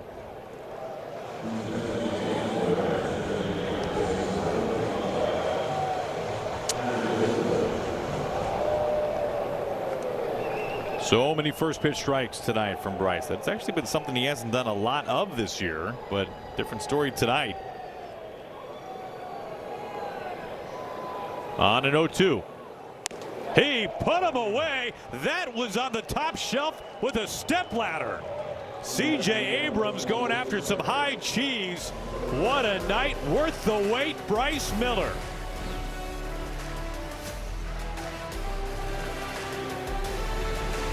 Hardware, folks. And Bryce Miller's been magnificent tonight. 1 run on 3 hits. Mariners in control of this one beginning the 8th inning. Man, he has been. Canzone, a deep fly, right field, and on another. Dom Canzone is hotter than the sun. He bangs another homer, his 10th this year. He cannot be stopped. What a run it has been for Dom Canzone. He is absolutely crushing baseballs right now. Just having a monster month of June. Coming in this game, hitting .393, slugging .680. Look at this, just hanging pitch. Middle of the strike zone. Not a whole lot to that swing either, but man, he has just got some sneaky pop. Driving that ball to right field. This has been the best run of his career. Yeah, and man, I mean, you think about when he came up, it was around this time he came back up to the big leagues. He wasn't really even on the radar the first half of last year. When you think about who they had in the outfield, kind of lost his job out there in right field after coming over from that trade. I talked to him about the other day how tough that was, but you know, gave him a chance to correct some things. But man, he came up that second half last year, went off, and good to see him now all of a sudden get some consistent playing time. A lot of righties during this stretch. He's had a chance to get some really consistent everyday 4 at-bats a day, and man, it is paying off. He is crushing the ball. Including tonight in a 16-game stretch, Canzone with 11 extra base hits and 6 homers. Now OPS over 1,000 the month of June. Man. Strike 3 called, down and away. Mastroboni is out number 1. I wonder how many games there have been in franchise history with a triple and a homer. Right? It's kind of a unique combination. Well, the triple's hard enough to come by as they are. I mean, outside of cycle games, which there haven't been too many, just 4 in franchise history. Here's Johnny Pareda, 1 out, a run in, 9-1 Mariners. Here, let me just find that for you. It won't take me. It would take me all night to figure that over on this computer. Call the ball. Ruiz is challenging this. He thinks this might have been a strike. ABS powered by T-Mobile. Watching it has 2 remaining challenges.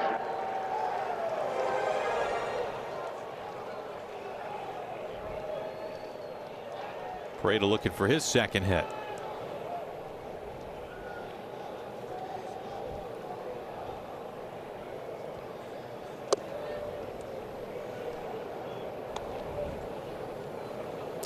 I mean, again, look, all this offense tonight, which is nice after a couple rough games. But underneath that too, Bryce Miller has just been so good.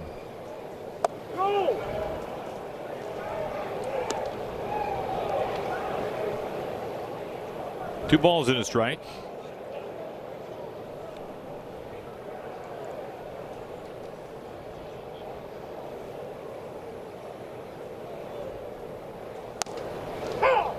Pareda has had 2 really impressive at-bats. A 9-pitch at-bat that ended in a single in the second. He had a 13-pitch AB his last time up. It was the longest at-bat by a Mariner this year. He ended up grounding out to second base.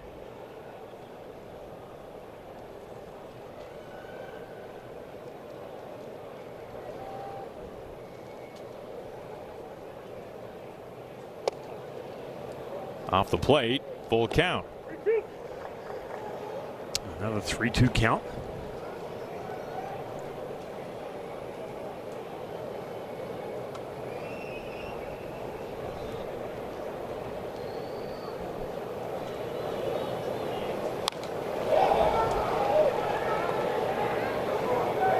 I have the list. Wow, that was quick, man. I'm going to give it to you. Alex Mayer would be very proud. I just try to keep up with him. I know I'll never be that good, but I try to stay sharp. The last guy to do it is actually in the lineup for the Mariners tonight. Hard hit grounder over to second base. Bibas is there. 2 outs. Cole Young had a triple and a homer last year. Wow. Before that, boy, now this is a dark horse. Nobody would have guessed this. In 2021, Ty France. Really? What? Wow. Ty France triple? I ran into Ty France 2 days ago, and Padres were coming in to face the Orioles. That has nothing to do with him hitting a triple and a home run, by the way, but I did say hi to him in Baltimore. The last Mariners' designated hitter to triple and homer in the same game was Pete O'Brien in 1991. Emerson batting here, a 2-run homer his first time up. That was way back in the second.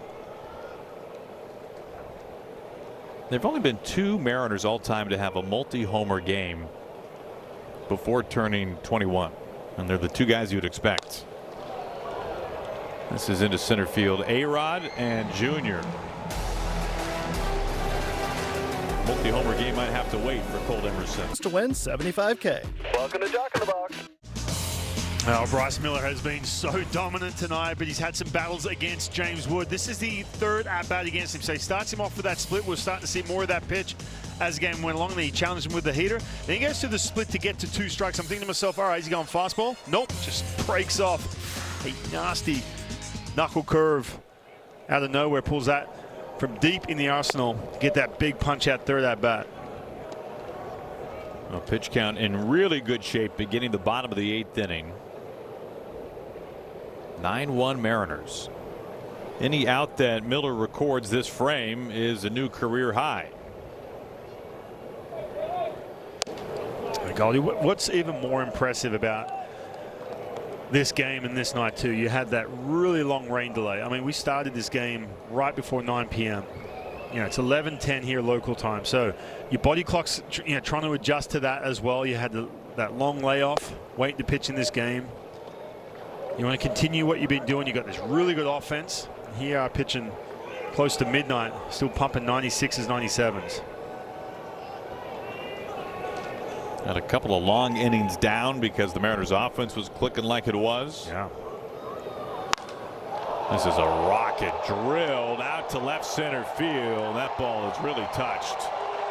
Dylan Cruz gets it a good count, a leadoff home run, his 3rd homer this year. 9-2 Mariners. A couple of solo homers for the Nats tonight. And you've seen Bryce too, going back even to that 7th inning and that inning too. Look, been really aggressive, right? He shook to get to that fastball to punch out the last here in the 7th inning. With Cruz right there, you're going to be aggressive. The Nationals know that. You just have to tip your cap and say, you know what, run number 2, big deal, and just finish strong here. As the night slowly comes to an end, Mariners bullpen's getting loose. 85 pitches in.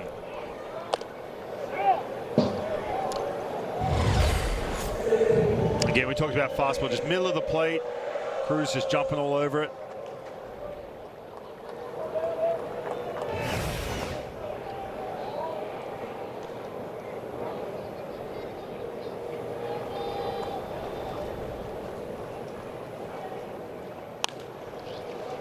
Oh, 2 on Lyle. I mentioned the bullpen. It is up for Dan Wilson. This has been a road trip with a lot of turnover in that bullpen. A new face for Mariner fans. Michael Rucker is up and warming. 32-year-old has been with Tacoma, just called up, getting ready to pitch in the majors for the first time since 2023.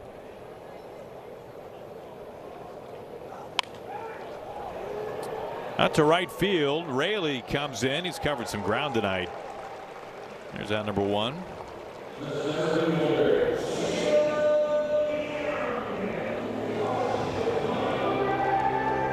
Here comes Jacob Young. Now Bryce really only he's faced the minimum pretty much every inning, except for the 4th when he gave out a home run to James Wood to kick off that inning. Been helped out by a couple of double plays in this one.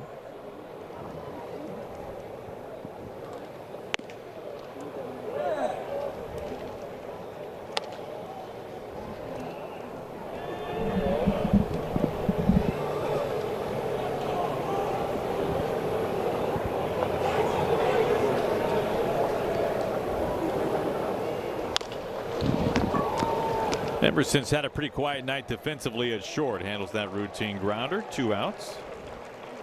Tonight's copyrighted telecast is presented by authority of the Seattle Mariners and may not be reproduced or retransmitted in any form. The accounts and descriptions of this game may not be disseminated without the express written consent of the Seattle Mariners.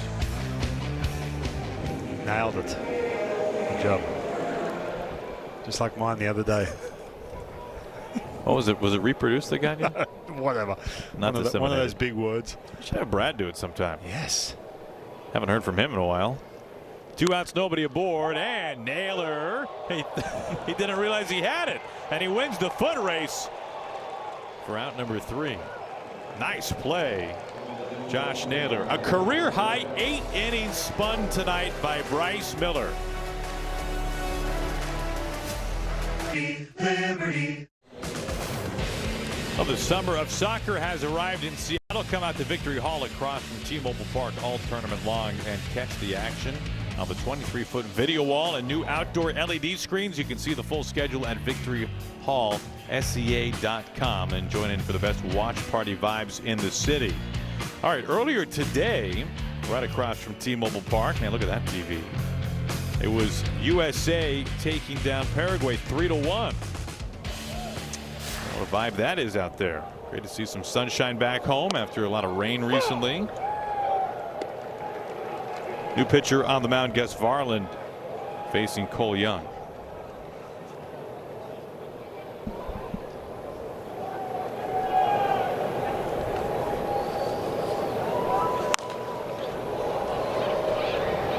Oh, and 2.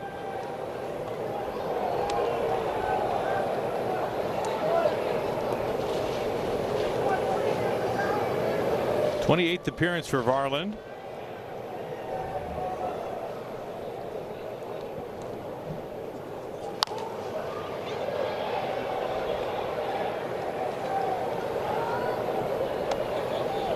Young looking for his 3rd hit tonight.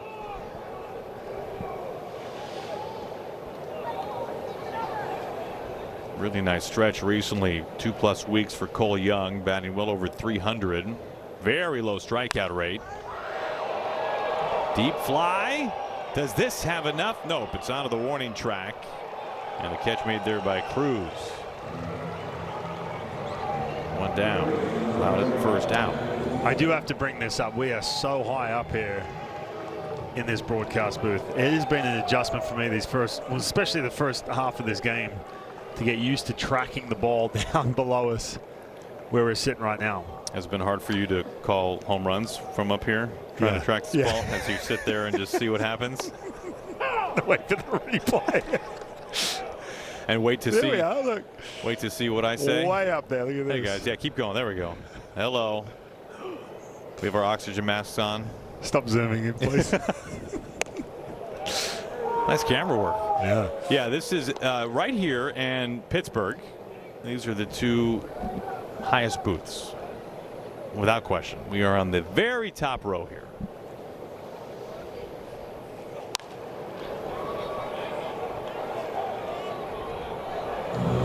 Yeah, I remember years past, you guys would always come back off the road and say, man, that booth is high. But, man, until you come here, Goldie, seeing how high up you are, it is wild.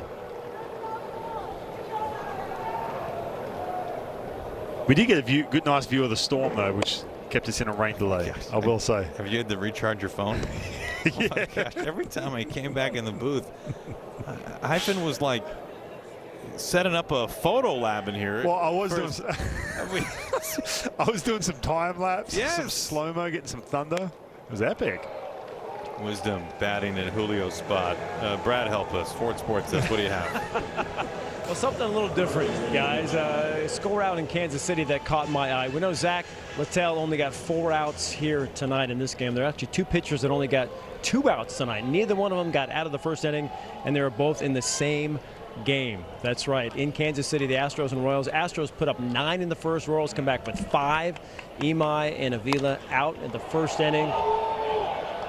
Hyphen, what do you have? At the wall and gone. Wow. Way up there. And a Mariners fan comes up with it. Josh Naylor sharing the love out there. Let's go, guys. What a night. Sticking through what was a 2+ hour rain delay, and you get paid off with a Josh Naylor home run. Let's go. Hey, you're starting to see that power stroke from Josh Naylor all of a sudden, especially on this road trip. Again, tough to track. That ball was hit high up there for sure. Was it tough, Hyphen? Yes, was it hard? Is that why you didn't say anything? That's right. How cool is that for that family? Man, I mean, they've been hanging around here forever. All the way to the end. Their team winning now 10-2, and that home run ball came right to them. That's a family memory they'll never forget. There's some competition out there, though. I mean, it looks like there's no one around, but when you zoom out a little bit, there is some other kids down there on the front row, another group up there. Oh, look how fired up he is. That's so cool. Awesome. They'll be talking about that rainy night in D.C. 30 years from now. Yes. Yes. That's the best. You got to share it, though, with your sisters. Let's go. All got their Mariner jerseys on. Right. Robles goes after a pitch well up out of the zone. Still 1-2. Now 3 home runs tonight by the Mariners. 10 spot on the board for the M's.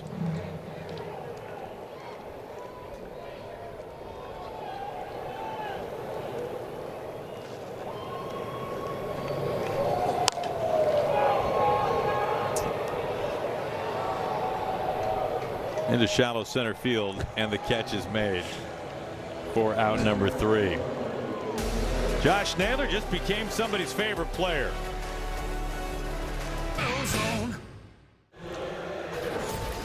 Now Bryce Miller with a career night, first time ever pitching 8 innings. Yeah, and look, we're talking about the best we've seen of Bryce Miller going into that Detroit Tiger start. After that Tiger start, but man, I'm telling you, 8 innings. You mentioned the career high. Was so efficient. He's starting to get more and more swing and miss on all these pitches as that game went along. But man, he was so dominant tonight, especially after the rain delay. Some of the waiting around in between innings. Really nice, really good night. The Nats are down to their final 3 outs. Welcome to the Mariners, Michael Rucker, who is pitching in the big leagues for the first time since 2023, when he made 35 appearances out of the Cubs bullpen. In fact, all of his major league appearances have come with Chicago. Nearly 100 of them. This is into shallow left. Wisdom is there for out number 1. Rucker, a guy with some local roots. He pitched in college both at BYU and Gonzaga, and before going to college he went to Auburn Riverside High School in Auburn, Washington. Now putting on a Mariners uniform, a guy born in Mississippi. Former 11th round draft pick by the Cubs. And you think about this game, right? It's 10-2. You're up by 8. 9th inning is late. But what a moment right now for Michael Rucker. You think about the last couple of years, he didn't get a chance to pitch at all in 2025. Was bouncing around a couple different 40-man rosters. He mentioned the time with the Cubs. But he's worked his way. He signed a minor league deal with the Mariners. Local team was in Tacoma, getting a huge chance right here. So this is a big moment for Michael Rucker all the way over here in D.C. Yeah, very special. Very good for him. A great moment for Rucker and his family.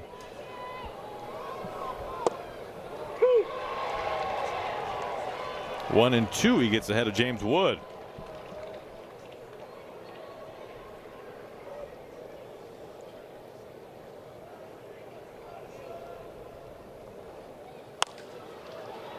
Wisdom lined up in the right spot.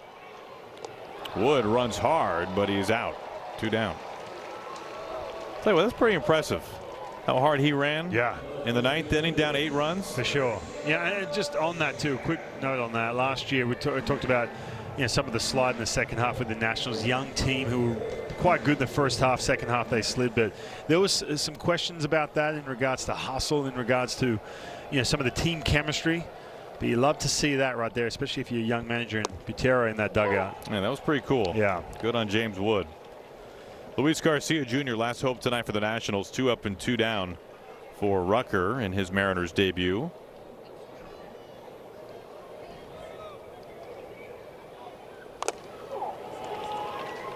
Looks like everybody's okay back there. Yeah, Rucker 31 years old too.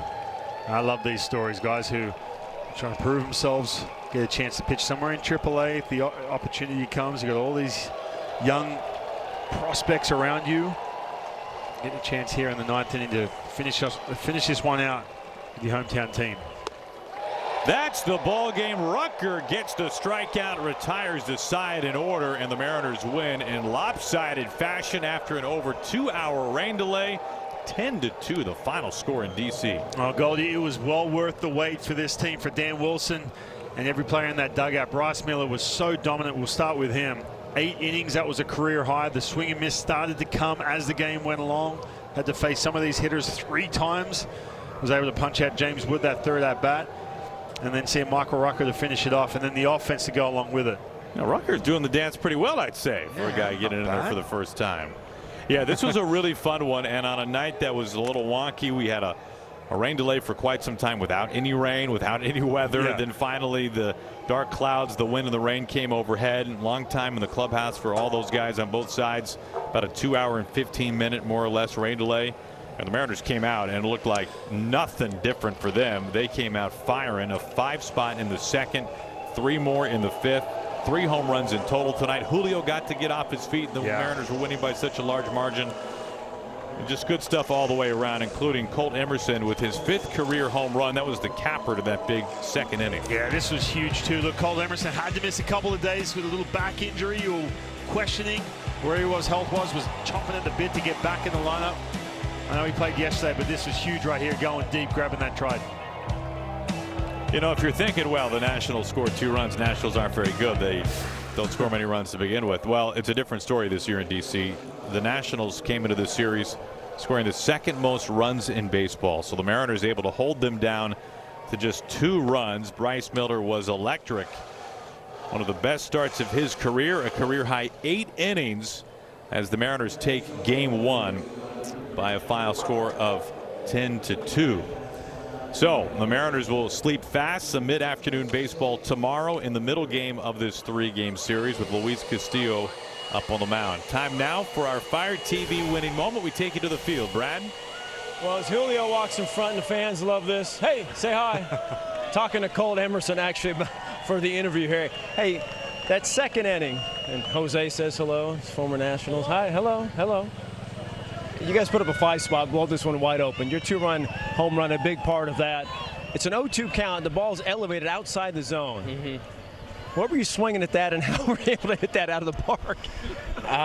Honestly, I was looking for a pitch down the middle, and saw a fastball out of his hand, and trying to be on the fastball. So took a good swing at it. Had a good pitch that was out of the zone. Good chase pitch, but clipped it, and by the grace of God, it went out.